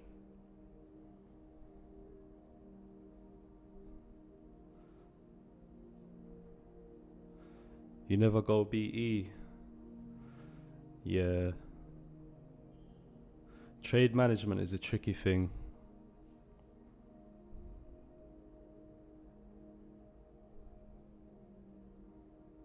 How much am I risking per trade? So this is less than 0.5%. On the FTMO challenge, this is 0.3%. So relatively small. Relatively small. Here I risked like $120. Here I think I risked 300 or 350. Just missed my TP1, which was annoying, but I got out of the trade before it started pushing back. But yeah, that's okay if I take a loss today. I didn't actually know it was US holiday tomorrow and the day after. So markets could be quiet until NFP.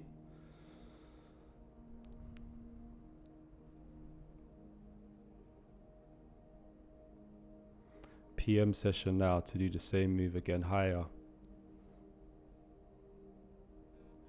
Yeah, could be. PM session for me is going to be quite late. So yeah, I don't think I'm going to get much opportunity to trade the PM session moving forward. A lot can happen though at the close. Holiday's only on the 4th. I thought someone said it was on the 3rd as well. But yeah, that's Independence Day, I think. What news have we got tomorrow?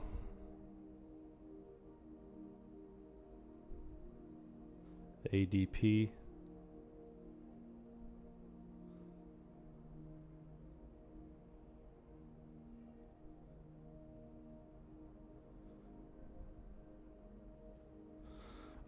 It's jobless claims tomorrow. It was Jolts today.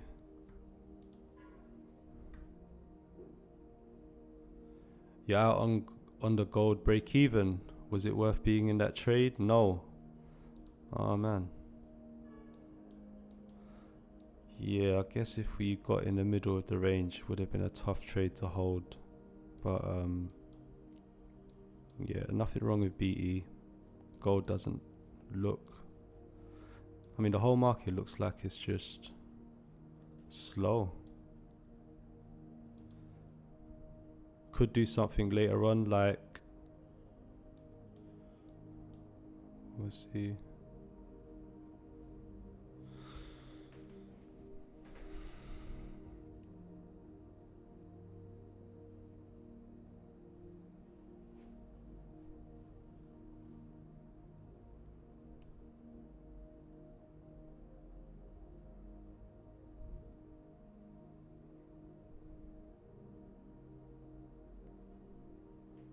Yeah, I think it's the French elections, is it?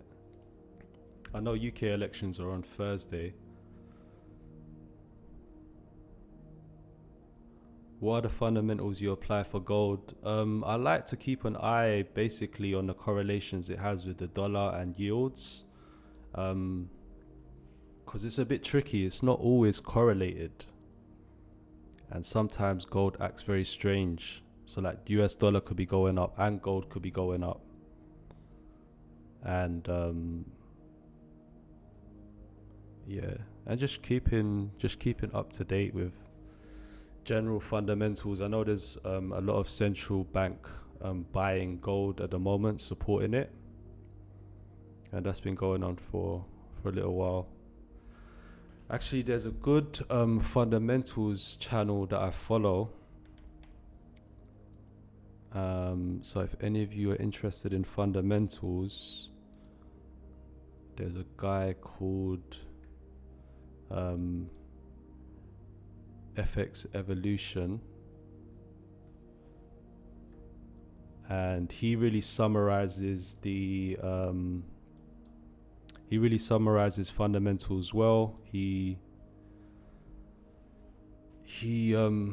brings out a lot of data, a lot of economic indicators that you don't often see. So it's quite interesting, and he does updates every other day, practically. So I like to follow his channel for fundamentals. French election, but is the French election? I haven't really been following it, but isn't the second round of voting this Sunday? So not this week. China actually stopped buying gold this month for the first time in 17 straight months. Interesting.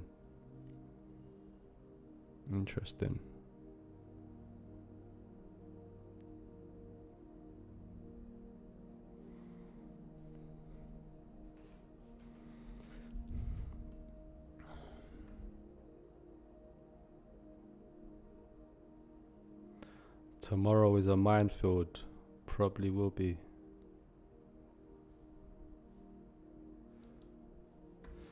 Yeah, this trade is just not looking good anymore. Basically at highs. And yeah, it looks like it just wants to keep pushing. So I think if I take this loss, I won't be looking at anything else today.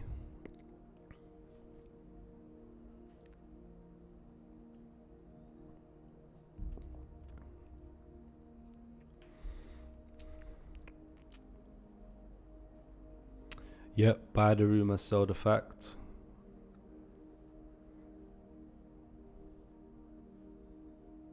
Usually goes like that.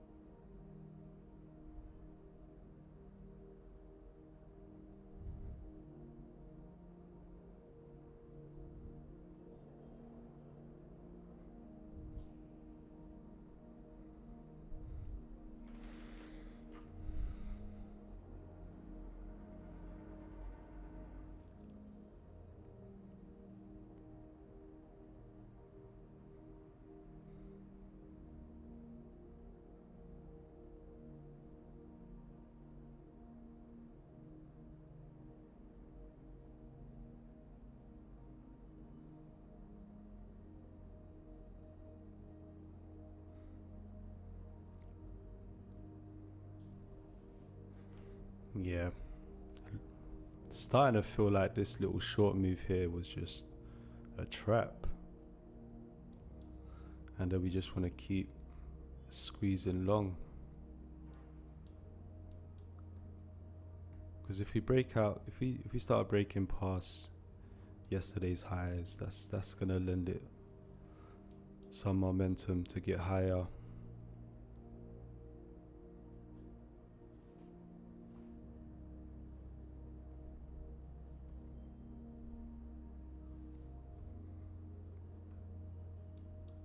Yeah, I usually check back and see what yesterday's close did. It's kind of what gave me a short bias earlier on in the London session, because we did have three good pushes down yesterday's session, and it did bounce back quite a bit instead of just ranging around, and it looked like it kind of swept anybody that was short up here, and then just drifted down into London, and I thought it was going to continue short, but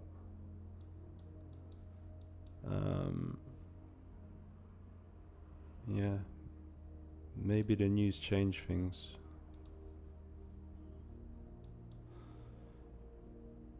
Yeah, looks like it.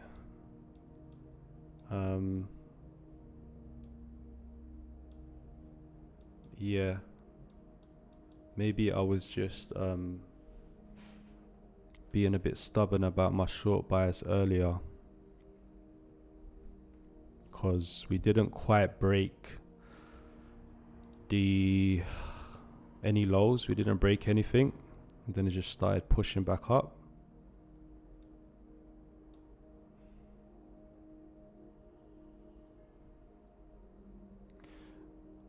New York characteristic is either a continuation or reversal, but if the lows are not broken, where do you think it's going?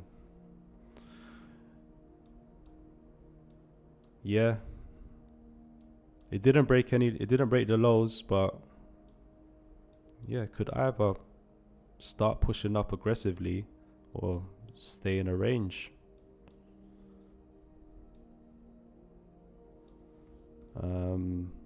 And I was kind of hoping for a breakdown earlier during the London session. Like, I wanted to break these lows. My first TP was just here, just missed it. So I was expecting to break these lows, and I was anticipating a push back up with the news. But we didn't break anything, and we got that push back up. So now it's just squeezing. And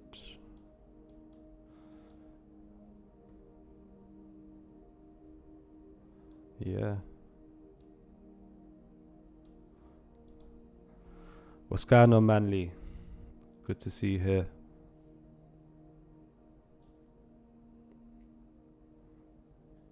You are off on your analysis happens. That's why there is a journal. Yeah, 100%. It's good to go to the journal at the end of the day and summarize, your thought process during the day where you go wrong. And that's a habit that I need to start implementing, or I used to a lot. Just take notes while I'm in a trade, especially when I'm managing a trade, because it's good to see your thoughts on paper.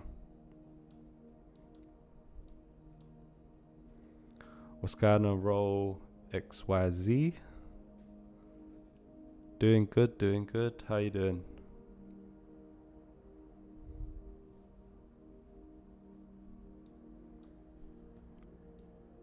Just stuck in a shitty trade at the moment.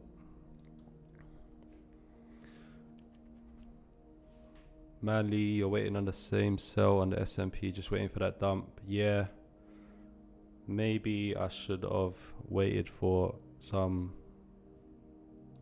confirmation first.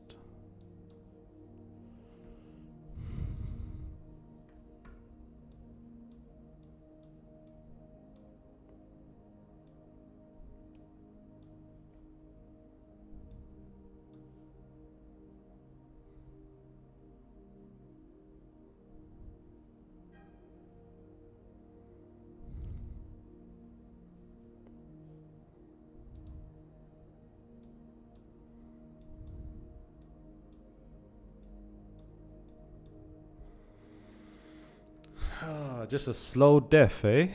Just waiting to get stopped out of this trade. It's taking its time.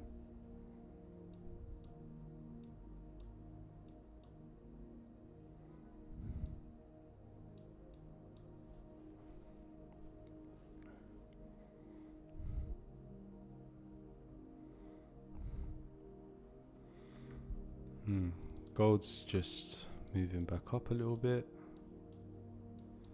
This is an ugly range on gold.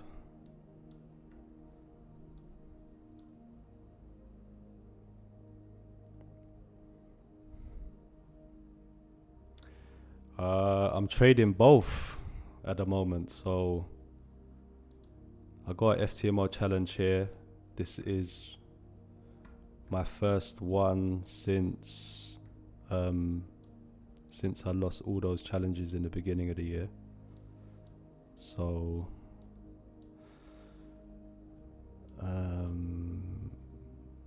and this is the first day of my new 150k, my funded futures evaluation. So yeah, but I plan really just to trade the futures on stream, but I traded this in London, so I thought, yeah, re-enter short again. Crap entry here.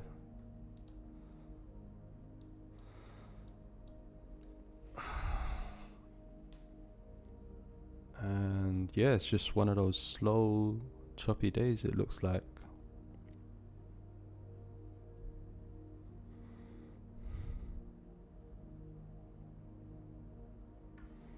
And the rest of the market,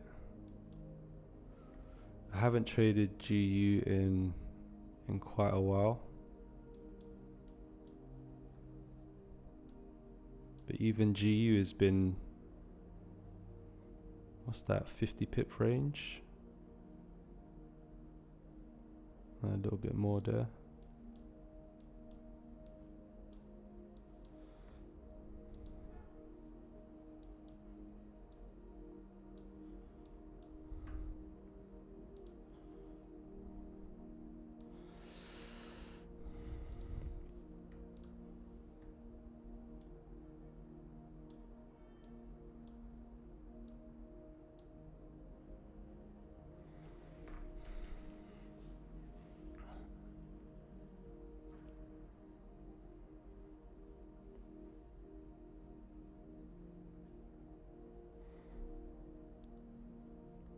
Soup trading, your in a GU trade, eh?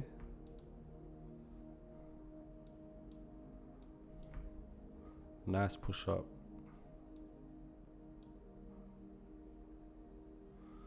Targeting 27.1. Yep.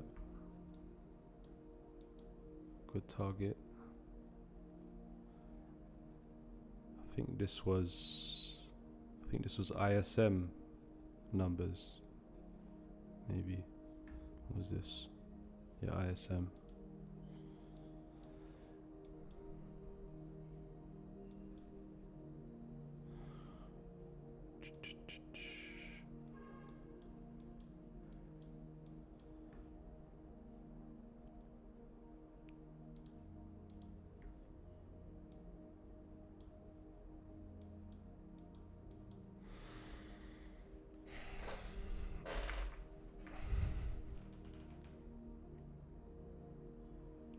Finally requested a first payout today. Let's go.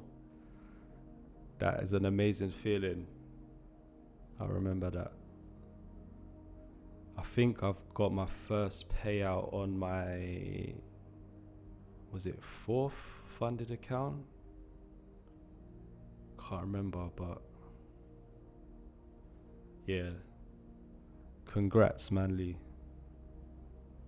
Hard work pays off.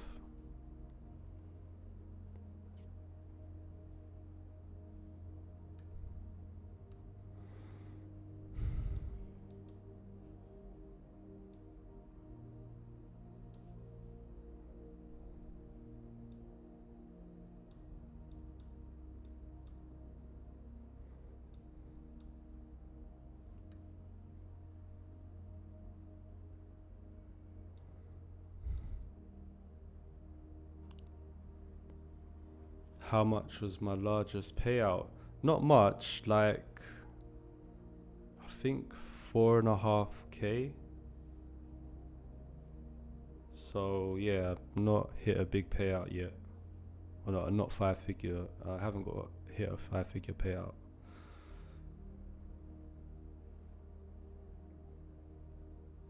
It's getting harder to get these big payouts these days as well. So hopefully the golden age of prop firms is not over yet, because Yeah, these prop firms are really moving a bit sneaky when it comes to paying people out.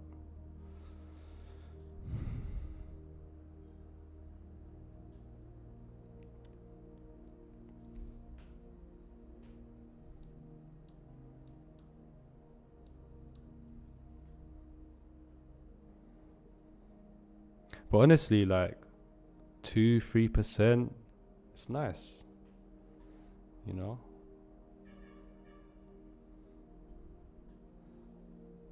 Slowly build up, you know, get more funded accounts, and you know, then you can risk a bit more and try go for something bigger. But yeah, you gotta value, you know, those small payouts. Yeah, 100%. 100%. Like,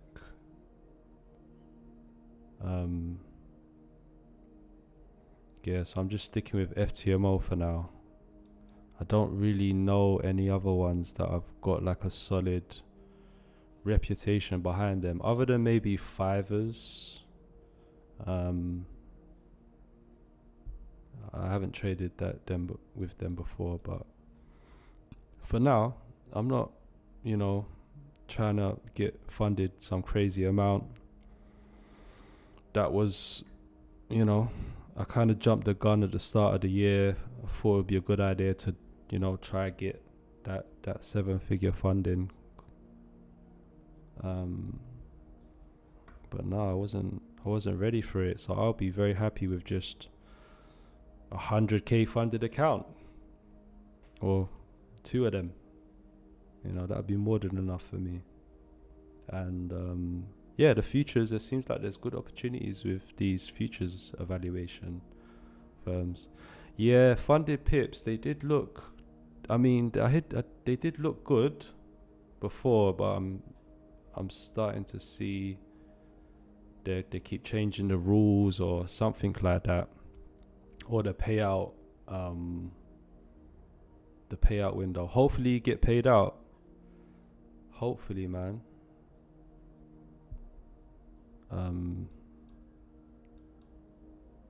Hopefully, man. It will suck if something happened to your first payout, honestly. Like,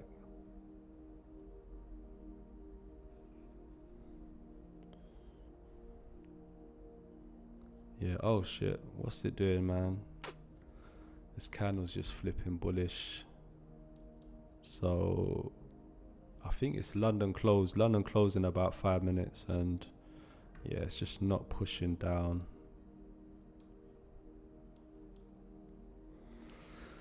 So could be taking this L. Definitely looks like it.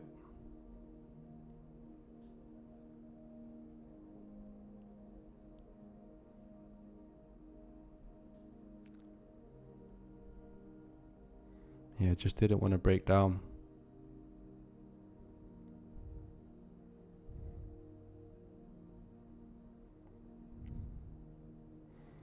You heard Alpha Capital is okay. Yeah. They did seem okay in the beginning. I've not traded with them, but yeah, in general, it's good to go with a firm with a bit of history, you know? And like, yeah, I'm quite wary of firms that are too cheap, or they're just throwing around promos all the time. You know, you at the end of the day, you're gonna pay for what you get.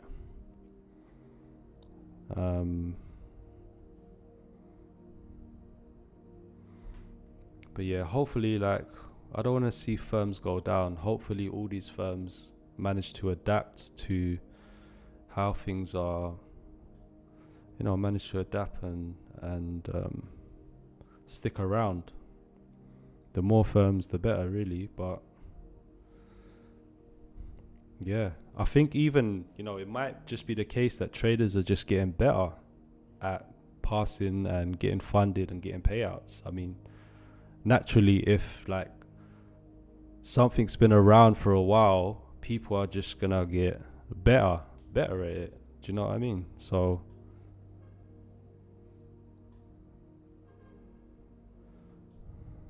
Alpha had a data leak.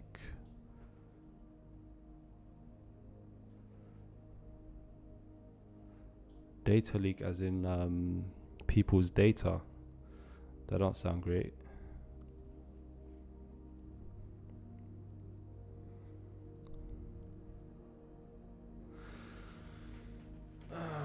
Just sitting in this trade. FTMO is worth the premium price. Yeah, 100%. But they rarely have discounts. But when they do, you got to jump all over them. So when I bought 400k challenges, the ones that I started at the beginning of the year, I got them on Black Friday, 20% off. And then even this this challenge that I got like a month and a half ago. I forgot what it was. I think it was they released some new chart or some software, and they just had like a 15% off day for a couple days. So yeah, just if you see, it's bi-weekly payout, and you got a little bit of flexibility as well, because you can kind of change the dates. So like sometimes if you're not ready for a payout, you can change it from like 2 weeks to 3 weeks, for example. So it's been a while since I've got paid out from FTMO, but they're fast. Like you literally, back then you request a payout and you'll get it within hours. These days firms are just taking weeks and months. So it's mad.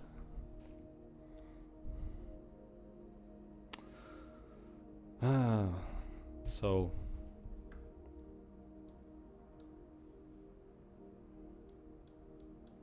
yeah.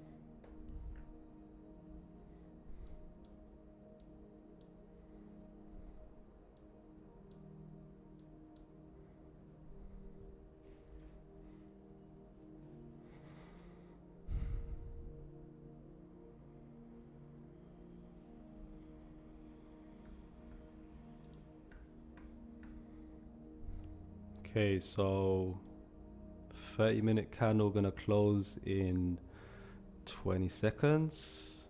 London close. And yeah, it's just gonna pop and just gonna take this loss. All good. Good thing about futures as well is that the spread's really tight. It's got very low slippage, or it doesn't slip at all. Sometimes your orders don't get filled and whatnot, occasionally. But yeah.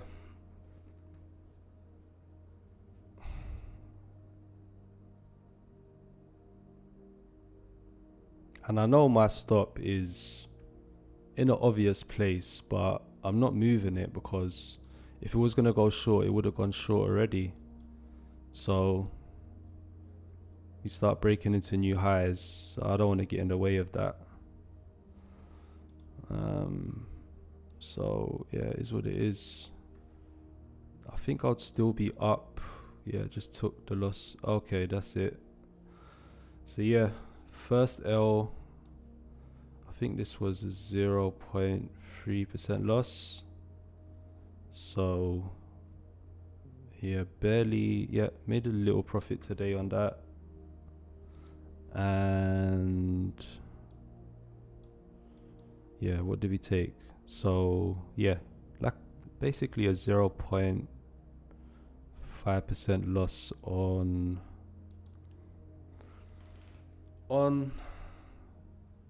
this evaluation.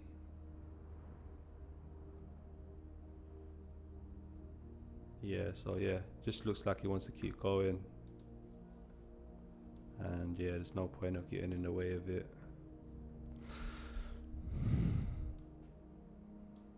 So yeah, the short side did work out during London, but yeah, looks like we're flipping bullish. Take the buy limit off. Yep, I've got, yeah, close that.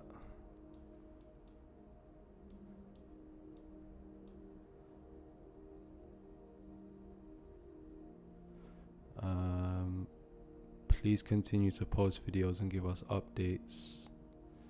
Yeah, definitely, Jen. I still plan to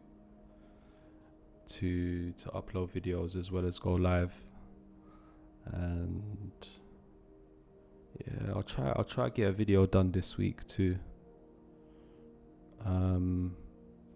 Seeing as Thursday is Independence Day, I'm probably not gonna go live then, so I'll probably come back live on Friday, NFP day, so should see plenty of action then. But yeah, today bit slow, and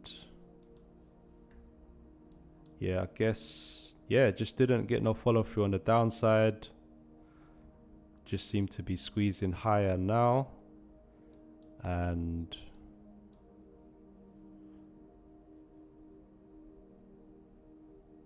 yeah, I've made some mistakes with the buy limits and stops with futures when I first traded it, so I know what you mean. NFP, you ready? Time to go. Time to take some chances. Not joking, but yeah, it looks like the whole week is just looks like it could just range around until NFP.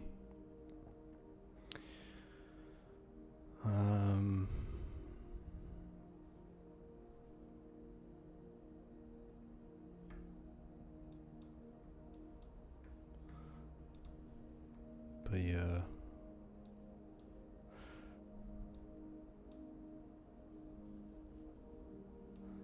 You know what's annoying as well?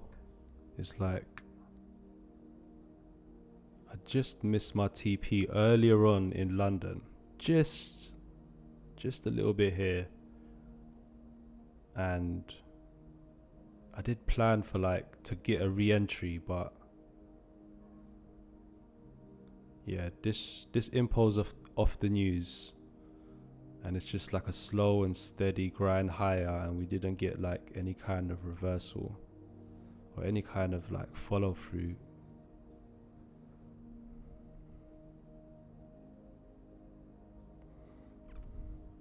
Can't trade regular days. You shouldn't be trading NFP. Yep.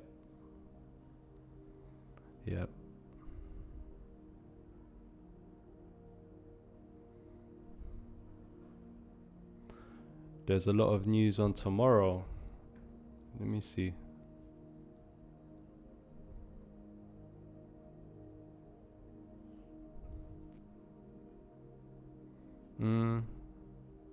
Got some Fed speech, ADP,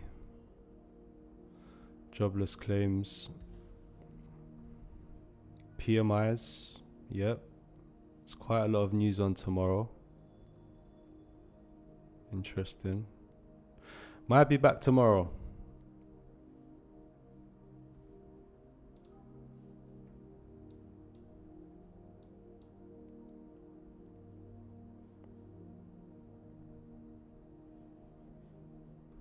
Oh, I didn't even realize there's 38 people on the stream.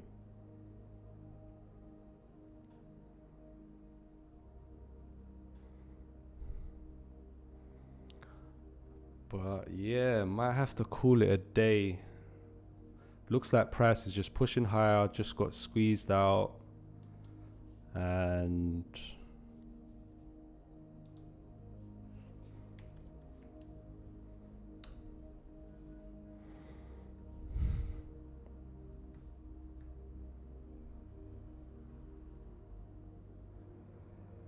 yeah.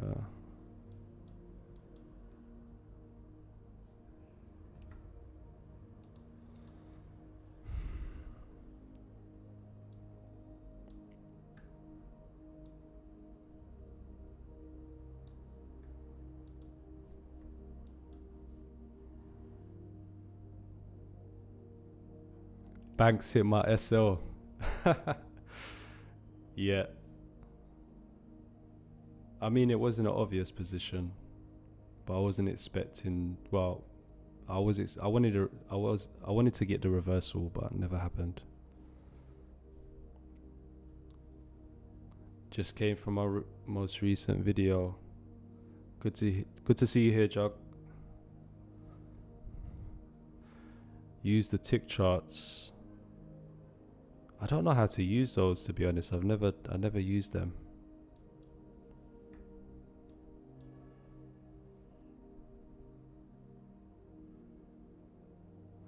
Is there FOMC minutes?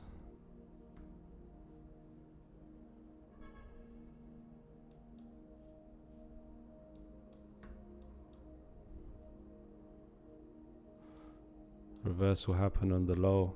Yeah, looks like it.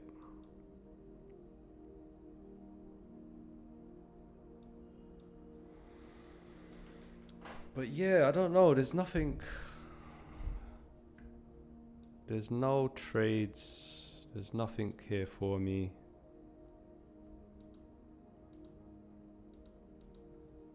I guess my short bias is invalidated.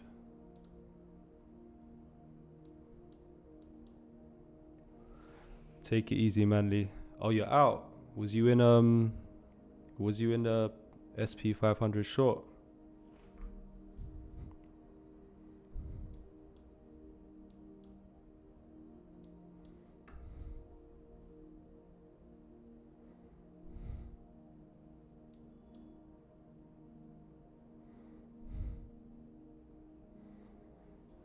I don't really use fibs, honestly. Never use them.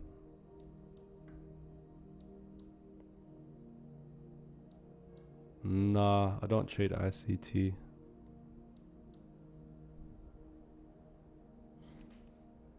I have tried to learn. I did try to digest his 2022 mentorship when it came out. Did learn a little bit.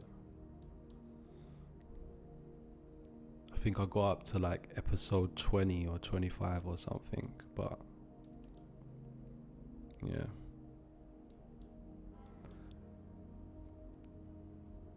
A lot to learn.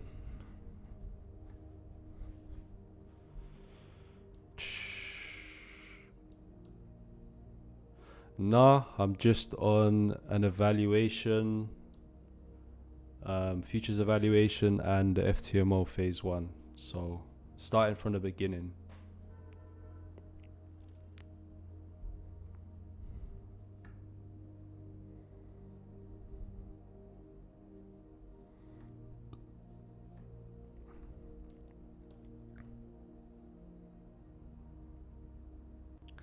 You got up to episode 2.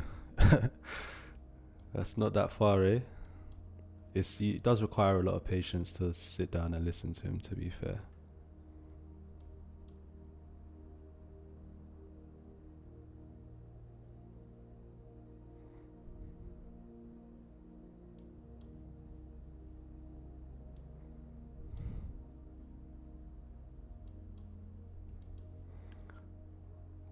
What's my strategy?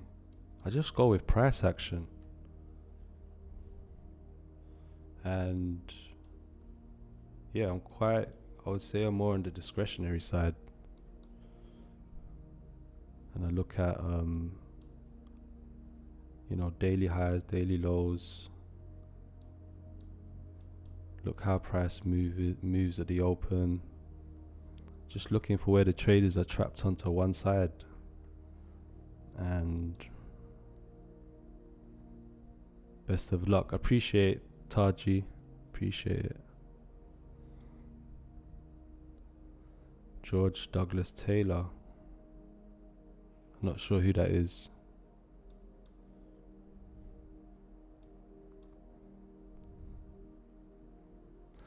There's important news coming soon. I could see this being a...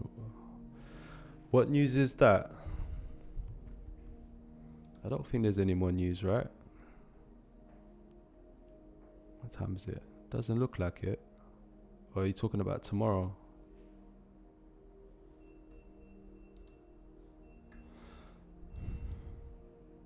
Do you make a 4-hour follow through to make a decision on the 15M? I don't really look at the 4-hour that often, to be honest with you. I look at the hourly chart, and yeah, I would set my stops and take profits basically off the 15M, but even to execute, I'll go down lower.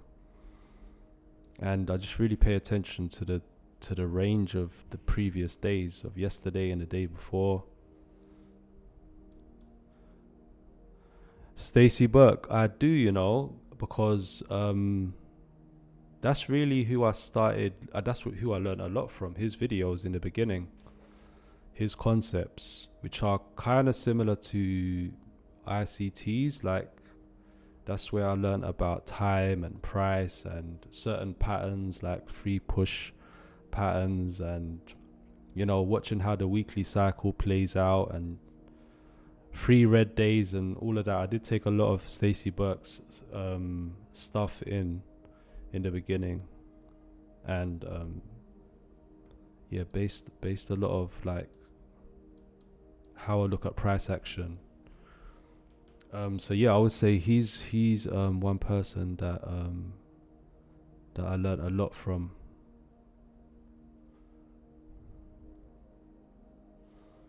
Do I use the daily? Yeah, of course, but just to kind of get like a brief overview. You know, like if we're looking at the daily, we know we're at all-time highs. It's difficult to justify a short at the moment on the SP 500. So if I'm playing short or long, you know,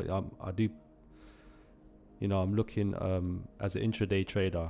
Do you know what I mean? But it's we're just in consolidation, just below all-time highs, and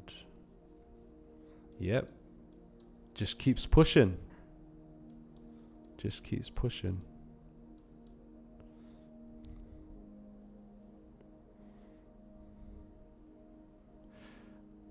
Michael is very hard to sit through and take the information in clearly. Yeah.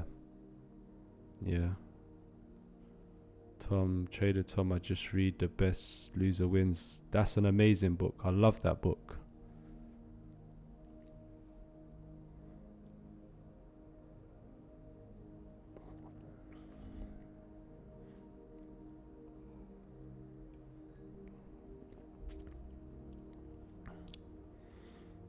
Mark. Yeah, Trading in the Zone is a classic. I don't actually have the book, but I do need to get it. But I've got the audio book, and I've probably listened to it, I don't know, 10 times. And yeah, there's a lot to take in there. A lot.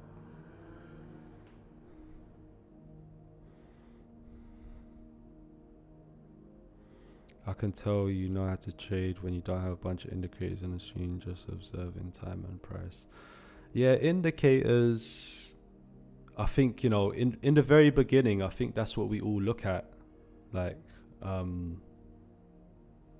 remember looking at stochastics and Bollinger Bands and all sorts of indicators in the beginning.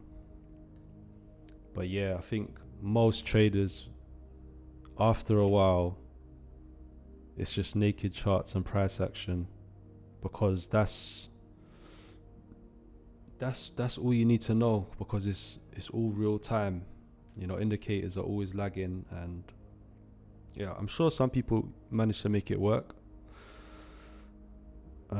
And it's important. I mean, it is important to like keep an eye on like certain SMAs, certain simple moving averages, and you know, the market itself can pay attention to the 50 or the 20 simple moving average or whatever. But yeah, MACD crossover, yeah, that indicator looked good in the beginning, looked super advanced.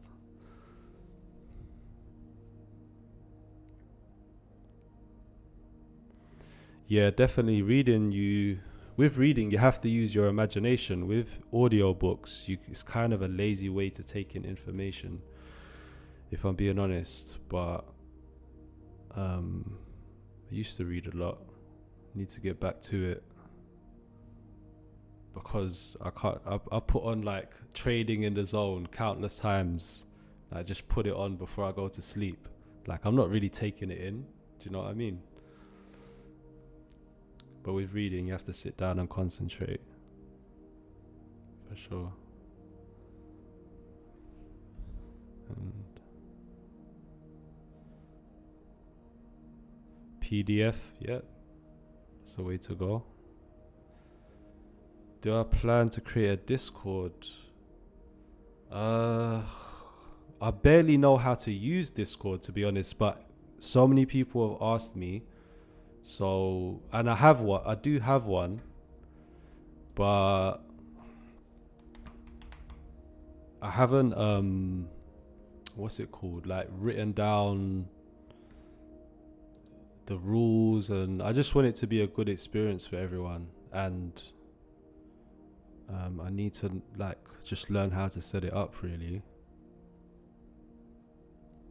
And yeah, it'll be a good idea for like just a place where people can just talk to each other now.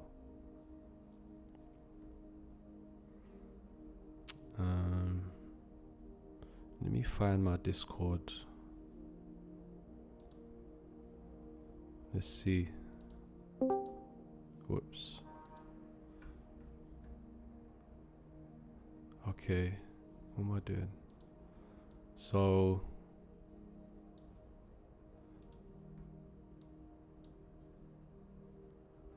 see you next time, Manly. Good luck with that payout as well, by the way. I hope everything comes through for you.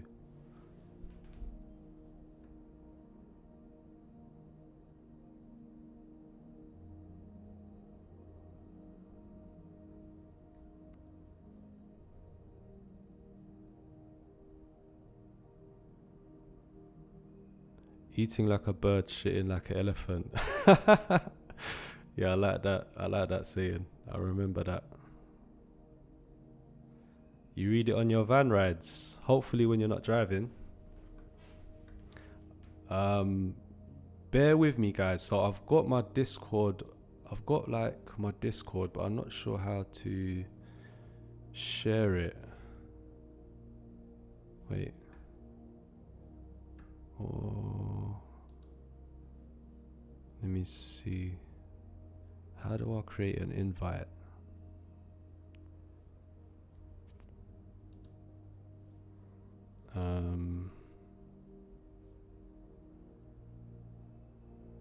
Invite for guest voice only. I don't get it. Telegram, yeah. Discord is what we need. You can set up a server where we can help set up rules and keep it clean and friendly. Yeah, that sounds good, because why I've hesitated to make a Discord is because I don't really get it, and I don't want to make it and then I'm hardly there. Do you know what I'm saying? So, but I need to make one, and it will be a good place for everyone to hang out. And yeah, even if I'm not there seems to be like a lot of, you know, traders with experience and like people at different stages of their journey, and it will be really useful for, like, you know, people to connect. So I've copied, wait a minute. So I've got an invite here. I've just posted it. So, but yeah, I don't know how to, you're gonna have to bear with me a week or two for me to, like, set it up properly and get it working, kind of thing. Okay, someone's here already. All right. So yeah, just you know, join that Discord, and then we'll just kind of, you know, I'm not sure how it all works, but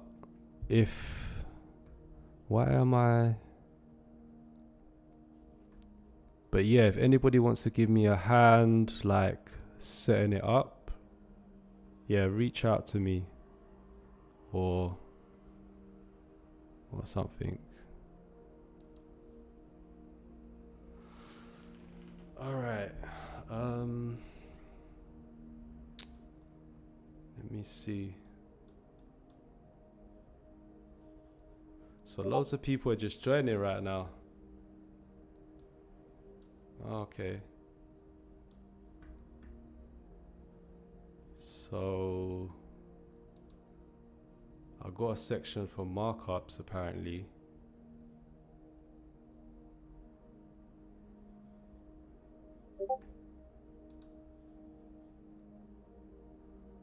All right.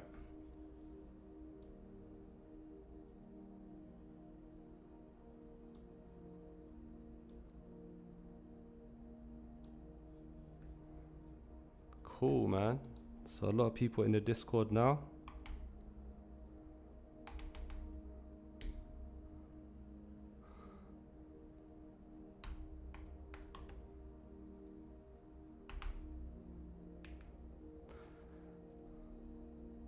But yeah, the Discord server is basically, I haven't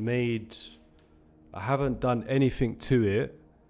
So yeah, I really don't have a clue, honestly. So I'm kind of scared to even have a Discord server, and I don't understand how it works. Do you know what I mean? Or, like, I haven't made the rules, or, like you said, there could be, what they say, scammers and spammers and all of that type of stuff. Because I've joined Discord servers for like prop firms, just to, like, keep an eye on what's going on. But yeah, I don't know anything about running one myself, so you guys can give me a hand with that.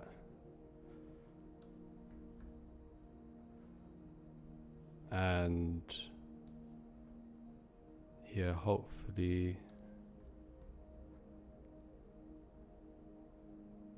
But yeah, I do recognize that's, like, the way a lot of people like to stay in touch.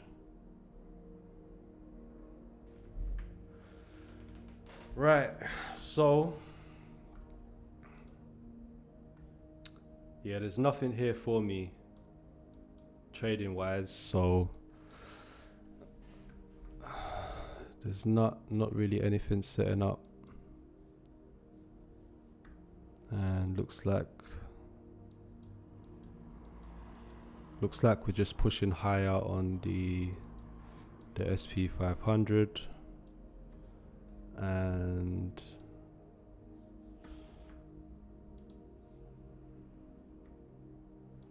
yeah.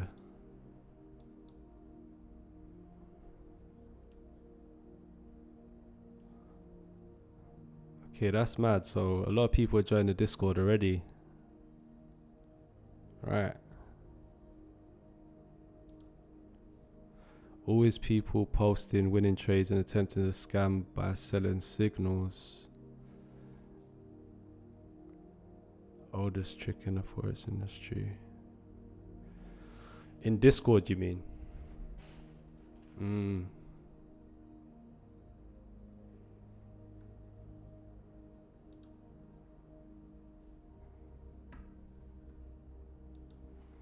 All right, I'm gonna do some research on how to like properly set up the Discord, and yeah, so you're gonna have to bear with me, guys, on that. I know so many people have been asking for it for ages, like even last year, and I did have this Discord, but yeah, now we can just kind of like build it together. Do you know what I mean? And yeah, so yeah, you got the link there. I'm probably not going to post the link anywhere else for now because I kind of want to keep it small, but yeah, I think I'm signing off. Took one loss today, first loss on stream. All good though, just a small loss. And yeah, more than likely gonna come back tomorrow because there's quite a bit of news on. And yeah, definitely will stream on Friday for NFP.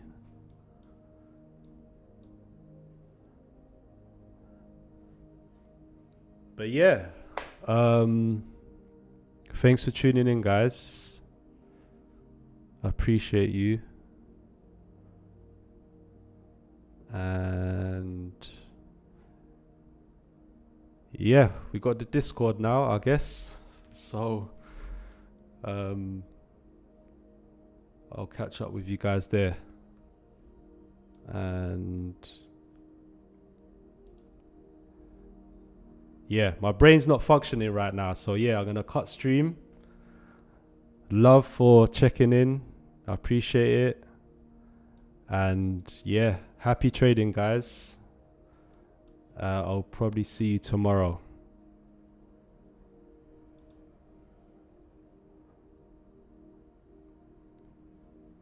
But yeah, take care, guys. See you tomorrow.